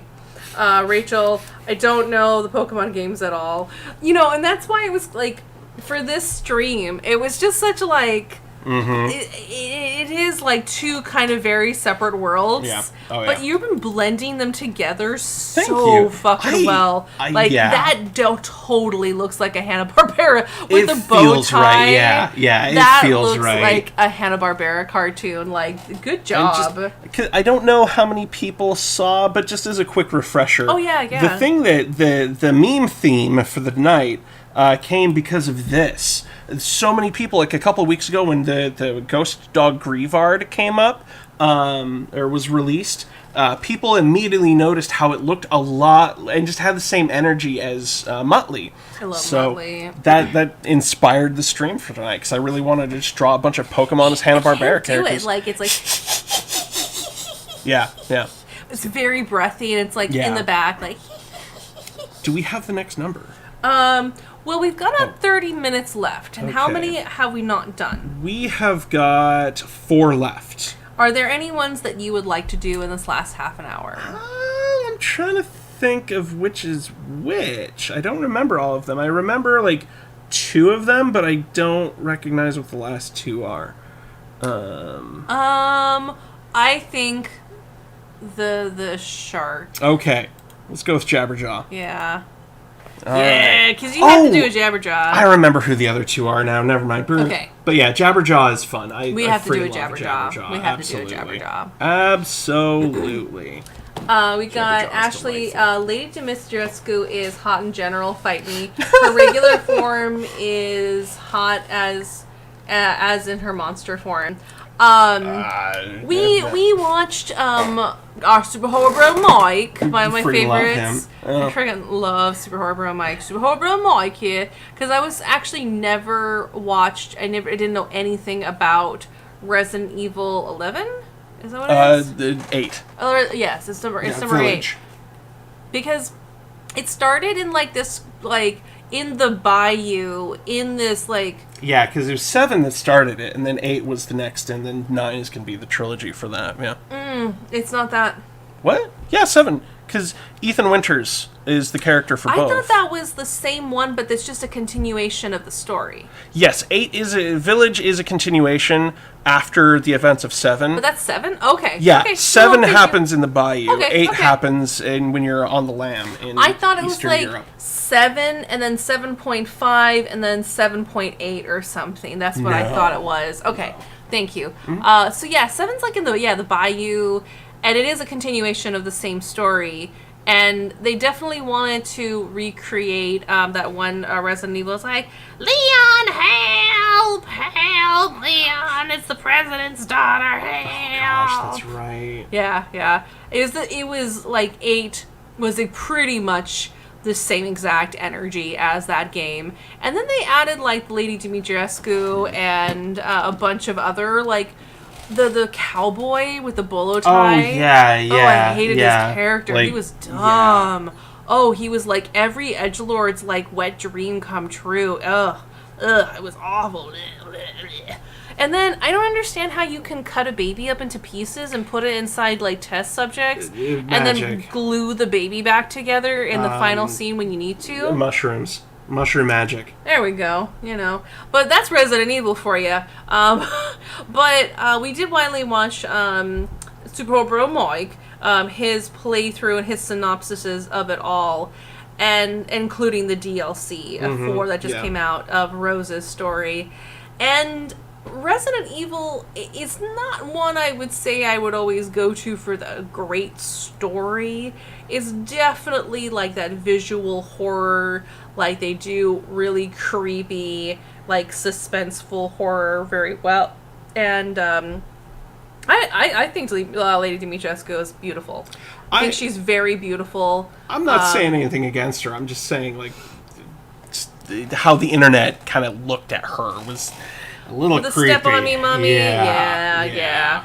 I mean, we're going back to C-Lab. Everyone just got very horny. But I mean, like, my love of Professor Sada, like, is just more of, like, I respect her, Again, I just like to be in the hot tub drinking midnight margaritas.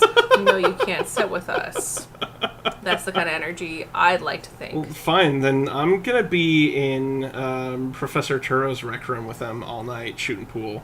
Oh, fun. Yeah. Fun. Yeah. Smoking cigars? Yeah. Like, he seems like a cigar guy. Or at least scotch. Like, he's into something like, yeah. We've got John Jabberjaw. If Rodney Dangerfield and Curly Howard from the Stooges were to have a baby and it was a shark, do. Do. Oh, do. Oh, yeah, do. Baby shark. Do. Baby shark, do. Okay, you do a very good Jabberjaw. Oh, I'll not really. I just did a good nya. That's a good Jabberjaw. That's a good Jabberjaw. That's a curly, is what it is. Well, okay, I can't do the voice. Like nya. Well, Yeah. That's a bit more the energy. Yeah. Good job. Thank you. 7 is Hillbillies, 8 is Castle. Yes, thank you, Chance. Yes.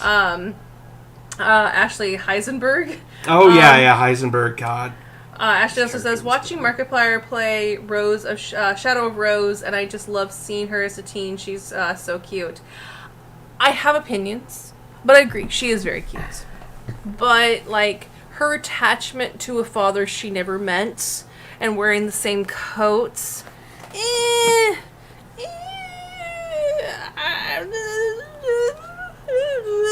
it's DLC. You gotta make it milky. You know, you want your main character that everyone remembers his face. You know, very memorable face. That they go to great lengths to obstruct in like every instance. Very memorable face, very memorable character, and so you gotta have that like very iconic coat that everyone remembers. That's definitely his. Just like you remember his face. Absolutely. Like actually like Super Horror Bro Mike, his synopsis of 7 and 8 is very, very thorough and very good. If you're ever curious to know what the hell was going on in those games, because there are some games, especially the ones that come out of Japan, that have very, very, very convoluted plots, and I'm just like, this is so completely unnecessary. And 7 and 8, it's very unnecessary. Yeah. The whole plot. Oh, it's this one Slavic woman. She's behind it all. Everything you knew about Resident Evil, throw in the trash. Guess what? This Slavic lady, she's behind it all. She's been behind it all since the beginning. You know, forget everything you've loved about Resident Evil. It's her. And I love that she did make an appearance that looks like the goddess Mara, who is a goddess of death. I mean, that's cool for me. But not that many people are into Slavic folklore and mythology, but she's fucking cool.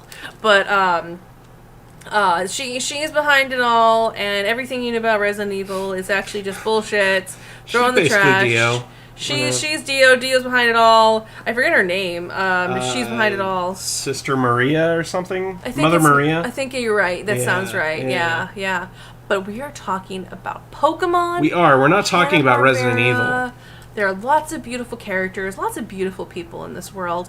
And I don't know if I would call this beautiful. Those eyes are a little bizarre. I know you're going for the Sharpedo. Yeah, going for the Sharpedo, yeah. Which, Sharpedo is just a great Pokemon. It's next time you do these, like, definitely, I think it would be great to show a reference, because I can see your reference pictures over here, but they can, so they don't necessarily know the Pokemon you're talking about. Yeah, that's fair. No, I mean, it's maybe as, like, a reveal at the end or something, like, because your eyes, as weird as they look, like, just, you know, this, you're spot on from, like, the actual, like, reference art. It's fucking spot on. And, like, the drums. Yeah, he was the drummer. He was the drummer, yeah. And they all played music like the Monkeys. They did. Monkers. They played music under the sea. Say it like that. Monkers. Did Jabberjaw have the buggy, or am I thinking of a different? Mother Miranda. That was her name. Yeah. And I got Ashley saying, I'm a lesbian, so I feel entitled to the Step On Me Mommy with Lady Dimitrescu. All lesbians and bisexual women are entitled to it because Lady is 100% a lesbian herself. Well, I'm bi, so I'm entitled. I'm not... But you're still in a committed relationship. That's been the whole bit the entire time. And I wouldn't naturally smooch any of these ladies. Well, they're not real. I would definitely hang out with them in a hot tub with margaritas. I mean, that just sounds like fun. Yeah. I would just love to vibe. Yeah, I'd love to vibe with these awesome ladies. Yeah. Professor Song is so amazing, but she is my wife. She is my Pokemon wife. Oh, jeez. Oh, Jabberjaw. I love to... Okay, I just want to say before you move off of the screen, because you did an amazing job drawing exactly how it is in the comics, because if you look at this, where's the rest of his Shark Tail? Exactly. Where's the rest of Shark Tail? No, they didn't even care about it. No, just cut him off, stick him behind the drums. Yeah. And that's it. Like, I don't know how he's working any sort of foot pedals for that that snare drum, but he's making it work. We got Rachel. Jabberjaw had the buggy with the girls. Okay, he did have the buggy. All right. Yeah.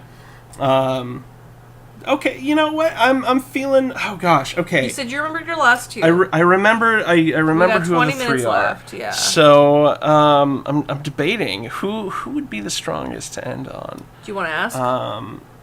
Sure.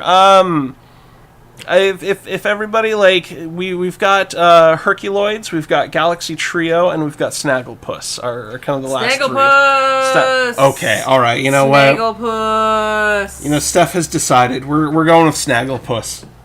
And then those who are watching, if we've got enough time, what was the last two? It was Galaxy Trio and the Herculoids are the references. You can let us know if we got enough time, because we might have enough time to do one more. We might. Depends on how in depth I go with the Snagglepuss. Yeah. So let us know in the chat which one you'd like to see. Okay. Oh, we also got Chan saying Snagglepuss. Yeah. Hell yeah. Okay. So let's Pokemon up this Snagglepuss. Yeah. Snagglepuss is so good. What was Snagglepuss's voice like? Exit stage left, even. Oh, that's right. He was like, what's his face He from was the thespian, I'm gonna wreck it. Oh god. Oh yeah, he King Candy. Yeah. He has the same voice as King Candy. King Candy definitely had that Snagglepuss vibe to him for sure. Yeah. Oh man, you did a good Snagglepuss. Well, thank you. Okay, I want to say I don't know if it's his tummy or if it's hip. I think it's his hip. Yeah, I think that's his hip. But I love that style from Hanna Barbera. Mm-hmm. Like, it was just very, like, clean and just smooth. Like, yeah. Oh, Snagglepuss. Yeah. I love Snagglepuss, but I didn't get to see much of his cartoons. Did he have his own show, or was he just he absolutely did. What happened in his show? Like, normally he was just a lion who escaped from the zoo, and he wanted to be an actor. That's right. And it was just him trying to avoid recapture and going back to the zoo. That's right. Mm-hmm. He tried to do Shakespeare and shit. Mm-hmm. Yeah, he'd just go to the park and people would freak out because a lion on the loose in the park, and then he would get recaptured inevitably. That's right. Oh, that's very charming. Oh, Snagglepuss. I totally forgot. And then we got Ash saying King Candy. A King Candy. Yeah. You do a good King Candy thank you. voice. Can we get a little bit more King Candy? I'll put you in my fungeon. That's my fun dungeon. Yeah. Nice. Thank you. I Wreck-It Ralph. I hate it when they have to have the hero's journey with the hero's fall, you know. Mm-hmm. And then what's her face, the glitch, who was like, oh, yeah. You didn't even like me. Oh man, everyone's very emotional and sad. I'm like, come on, let's just have a fun movie. How dare people have emotions? How dare people have character arcs? How dare they? I mean, why can't it just be Snagglepuss wanting to be an actor and then getting recaptured by the people in the zoo? Why can't we do that? Why can't we? Yeah. Wait, they did that, and I could just rewatch Hnna Barbera. Yeah, that's right. So, maybe we'll have enough time. I don't know. We'll see. I mean, we'll see. Did you ever watch much Josie and the Pussycats? I saw a little bit of it, but I never really had an opportunity to watch when it was aired, because most of the time, a lot of the cartoon shows would just stick with Scooby-Doo. It was kind of what I experienced. Yeah.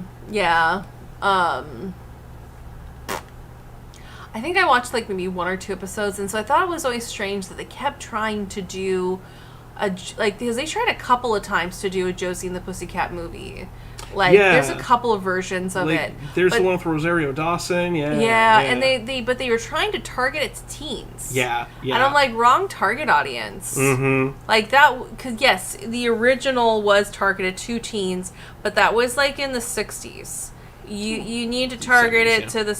Or was it 70s? I think Josie and the Pussycats was more 70s, because I know Scooby was late 60s, right. and I think a lot of them were late 60s, early 70s for sure. Yeah, but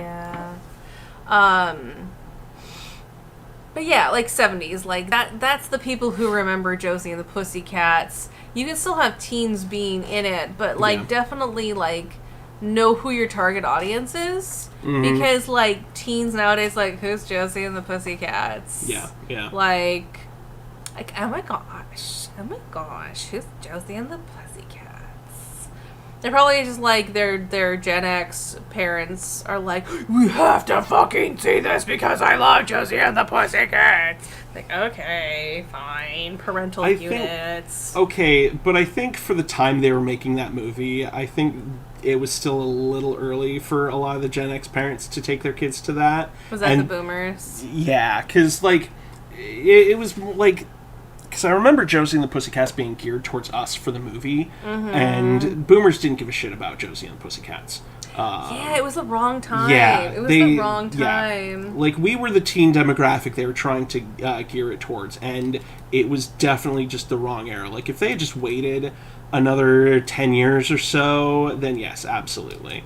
I think it would have been a much bigger hit than it was.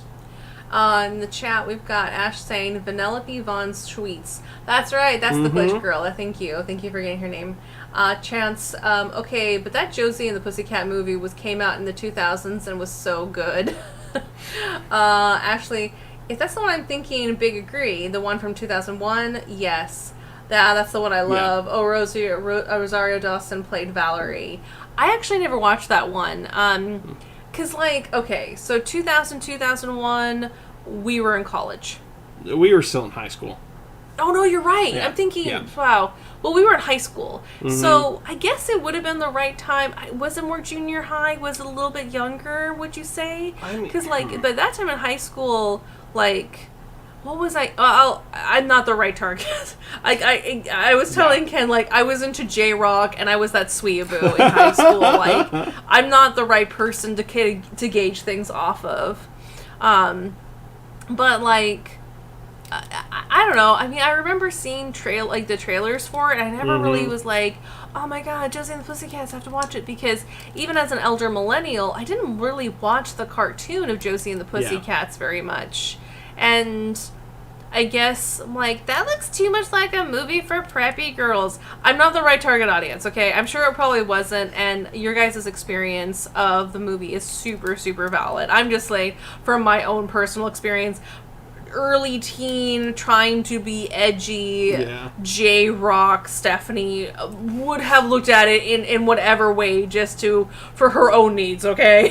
For her own needs. But, you know, I never saw it, and now I'm kind of curious to go back and rewatch it and see how it holds up, because, those early 2000s. Oh, a lot of them, yeah, they still rough. had the butterfly clips in their hair. That reminds me of that terrible music video with the, God, how did it go?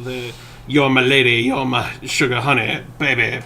Yeah, and just have like the flying star tattoos that start the music video and like land on his shoulders, and it's like, come my lady, yeah, come, that's the one. My lady, come my lady. Yeah, yep.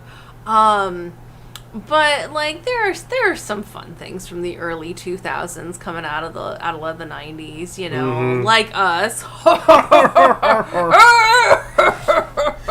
I'm just turning him into a Alolan Meowth. Oh, I love him! Oh, this is precious. A Snagglepuss. I can't. Hey, Snagglepuss, even. There you go. Just make Alolan Snagglepuss. He's using his cane. His tail is a cane. Oh, that's adorable. Because he's a thespian. That's adorable. We got Chancing. I was like 8/9 when it came out. Ash, it's definitely dated, but not in a bad way. I still love it. I was non-existent when it came out. I think Val is my favorite for the movie. Chance, I want it to be awesome. Josie. John, the only thing great about Josie and the Pussycats movie was Parker Posey and Alan Cummings. Alan Cummings was in that? Oh, dang. I fucking love Alan Cummings. He is great. He's a fucking amazing... God, I'm trying to remember the name of the movie. It was probably like 10 or so years ago. He played this, it was this movie that was like dated, it's a modern piece. In the 70s, isn't it? In the 70s. Yeah. Do you remember the name of that movie? Fuck, I put it on the wrong layer again. No, I don't. Shit, I'll look it up later. It's more of like an indie movie, and I remember going to an independent, like, indie film festival in Seattle and watching it with Alan Cummings. But basically, he's playing a gay man. in the 70s. No, he's bi. No, well, I know, but I'm just like, that's not much of a stretch for his acting chops, you know? Like, yeah. But he was also, like, a drag queen. He did, like, things, like, in the 70s. But, like, he ends up finding this child who is high assistant neurodivergent and a mother who is just a drug addict and just not present. And he and this man who he falls in love with, and they eventually move in together, who is a lawyer, and they eventually they try to adopt this boy because the mother is just, like, again, drug addict. Yeah. She's in and out of jail all the time. And but I cried like a baby watching that movie. It was so, so good. And I think of Alan Cummings from that movie a lot. Yeah. Like, he's done amazing things. I mean, him being the devil in Reefer Madness, and just, like, every single role he did in Reefer Madness, the movie musical, was Chef's Kiss. But that movie, I'll have to look up the name of it later. But it was so good. It was just, like, heart-wrenching, but very, very good. Yeah. Chance, Alan Cumming plays, like, the corrupt manager, and Valerie was my favorite movie. Okay, well, I guess we're just gonna have to watch this movie. Clearly. So we got about 10 minutes. We do. Which are the last two? We didn't get any votes. Yeah. Which are the options? We've got Xandor from the Herculoids or Gravity Girl from Galaxy Trio. Let's go with Gravity Girl. Okay. I can't remember what she looks like. She, because I love the Snagglepuss Meowth. Alolan Meowth. Yes, Alolan Meowth Snagglepuss. It's really good. It's really good, especially the cane for tail. I remember Snagglepuss would do that. Okay. I had more memories unlocked. There's a shitty picture of her that I found. Let me find a much better picture. She's cute. Oh, she's super cute. Yeah. Yeah, she's John a fun character. says Gigi from Harvey Birdman. Yep. That is exactly, like... Oh, she's super cute. Yeah. Like here's a... Well... Yeah, this is it. What do you think? Is that a better picture? Yeah, it's a great picture. Okay. Yeah. So here's a better picture. Close up on her face. Oh, that's tiny. Make it big. Make it bigger. Yay. Yeah. So she's super cute. Yeah. In Harvey Birdman, they made her a bit of a love interest. Yes. Harvey fell in love with her. Actually, I don't know if she was romantically involved with him in the original cartoon, but it was Birdman and the Galaxy Trio. They did a bunch of crossovers for those. So that's cute. Yeah. Chan says Gravity Girl reminds me of Starfire. Yeah, I can see that. She also reminds me of red hair, purple clothes aesthetic. I get that, man. Why am I forgetting her name? From X-Men. Oh, Jean Grey. Yeah, she reminds me of Jean Grey. Yeah, absolutely. Yeah, same energy. Same energy. John, everyone was horny for Gigi. We're bringing it back Yes. around. She's very cute. Yes. She's very cute. Everyone was. Oh no, what are you doing with her? You know what I'm doing to her. Oh, you can see my vibe page that I have. That's exactly who I saw dead center. I was like, no. You know what I'm doing. Oh, this is what we're ending on? This is what we're ending on. Oh, no. Oh, my poor throat. Oh, no, my poor throat. Oh, my poor spirits. How could you do this to this poor, precious girl that everyone's horny for? Make you reconsider your life choices is what I'm doing. Make your genitalia go right back into your body. Like Zoink Scoob, I think I'd rather eat. There you go. There's your Shaggy impression. Come on, we need like a couple more. Zoinks, man. Zoinks. I don't know how I feel about that. I don't know. I feel like I'm losing the lead on no, it's okay. It's okay. When it comes naturally, that's a good shag. Oh man. John says this is going to the OnlyFans level. Oh God, no. Yes, Jam and Jabber will soon be shifting to OnlyFans exclusively. Yeah. We're moving off of YouTube. Yeah. Jeez. I'm sure they probably do a live stream. Probably. But you gotta pay. You gotta pay for that shit. Gotta pay to play. Yeah. Steph, I sent you a picture of the characters look like from the 2001 Josie and the Pussycats. Thank you. I will look at that as soon as we're done with stream. Chance, that's a good shag. Quotation. It's a good shag. Yeah. It's a good shag is when shag is natural. Yes. Yeah, it's all natural. All natural shag. only free range shagging allowed here. Yes. Ash went from Shaggy to Morty. Oh, gee, yeah. Morty? Rick and Morty. Oh. My Shaggy kind of... My throat is getting too sore to do a proper Shaggy How anymore. did we mess up our throats today? We've done different voices. Doing too many gravelly character impressions. Because I'm doing Zorak. Yeah, you're Zorak, and then my Shaggy. Like, oh god, I can feel my throat just... Ugh. Good thing all we're going to do is eat pizza and play Pokemon. Do you want to do pizza? We can do pizza. Are we doing that? I mean, I could be down for pizza. I know we did pizza last week, but I think our intestines have healed enough. Our aging, just aging horrible intestines that can't handle that much grease have healed enough from the intestinal distress from eating pizza that we could probably do it again. This is good content right here. Yeah, it's Jinx. It's Jinx. It's Jinx. We got Chance, too much vocal fry. Yes. What? Your sister... Okay, Ash says, Jinx is my favorite... Jinx is my sister's favorite Pokemon, IIRC. I don't know what IIRC... Yeah, I'm sorry. We're not hip enough to know that. That's why I said it. Acronym. But probably, like, for realsies. Is that... Am I right for that? And for realsies, it's a little bit like... Yeah. Okay. Jinx. Jinx. Jinx is like, if I recall correctly. Thank you both. Well, thank you everyone. Wow, thank you everybody. Everybody knew what IIRC meant except us, Kenji. Okay. Literally everybody else did. Maybe we shouldn't get the pizza. I think we're too old. It'll just wreck us. Yeah. It'll wreck you. I'm gonna wreck it! Oh, no. Oh, no. I mean, what you did is really... God, why... How are you so... Okay, of all the blends of Will and Blend, you just fucking knocked out Hnna Barbera with Pokemon. So fucking good. I love this stuff. Like, wow, I'm just impressed. Thank you. Like, the things of, like, will it blend? And when you told me, because this is not the first time you talked about doing Hnna Barbera and Pokemon. You've been wanting to do this one for a while. I've had a couple different blends, but I don't remember if this is do. Okay, alright. Because I was like, really?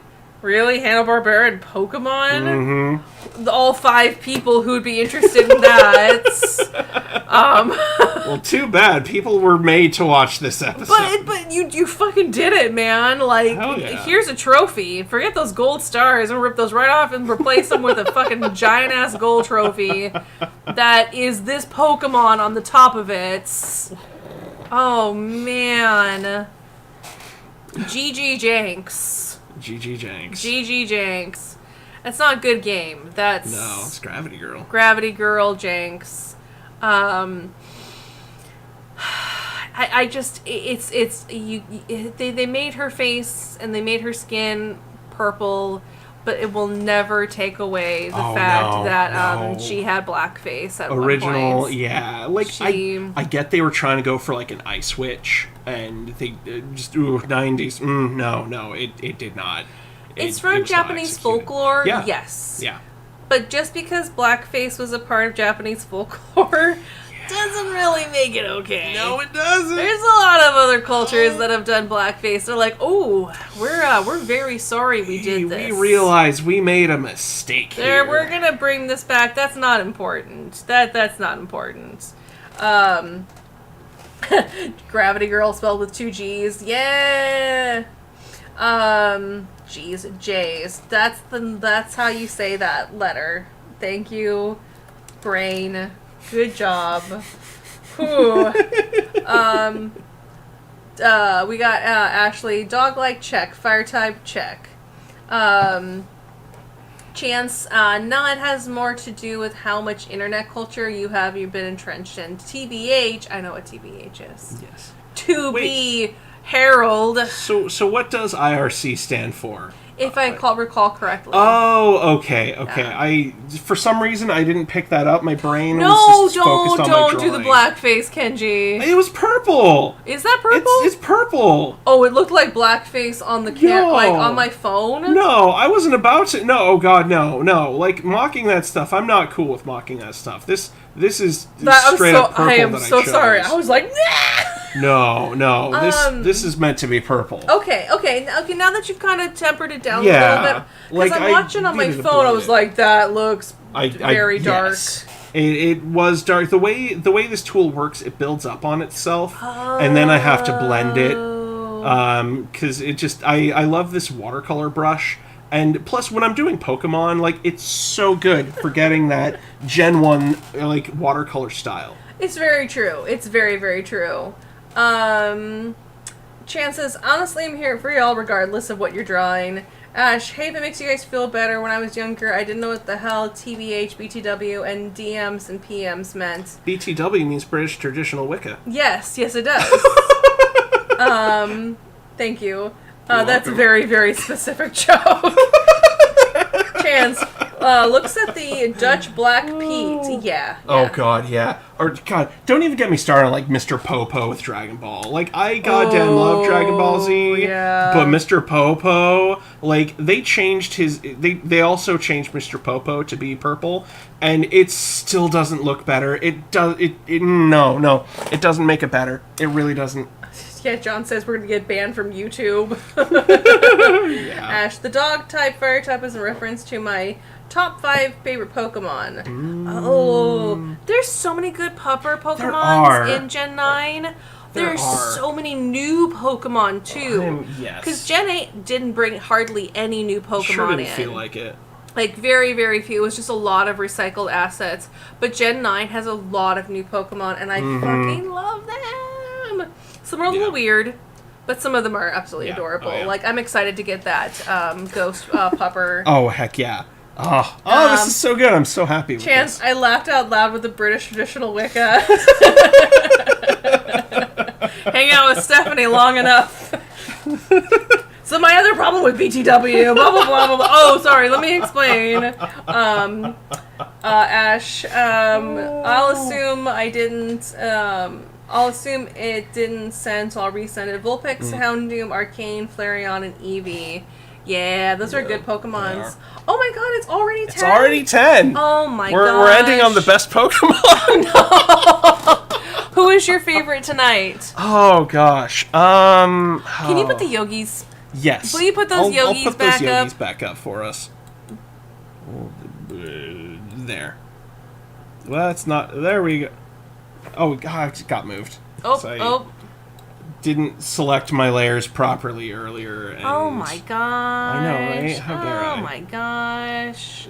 Please forgive me for this janky moving. This is adorable.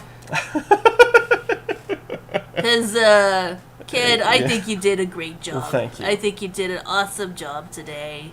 I don't know if that's a good boo-boo or not. I don't know about that, boo-boo. There you go. Yeah, you did. I try. It's not as rough on the voice as Shaggy is. Ken, yeah? Are you a secret Hnna Barbera like weeb? I wouldn't call myself that much. I enjoy Hnna Barbera though. Yeah. But like tonight's stream, I think kind of exposed that you might be a Hnna Barbera weeb. I have a great memory for cultural references. Well, I mean, that makes it really great for doing a stream together. Absolutely. Speaking of which, we stream every single Saturday night at 8 p.m. Pacific Standard Time. Heck yeah. One of these days, we're going to get some more videos up, too, but we love to stream it. We love doing that. It's been so much fun. At least one video a week, baby. Yeah, hell yeah.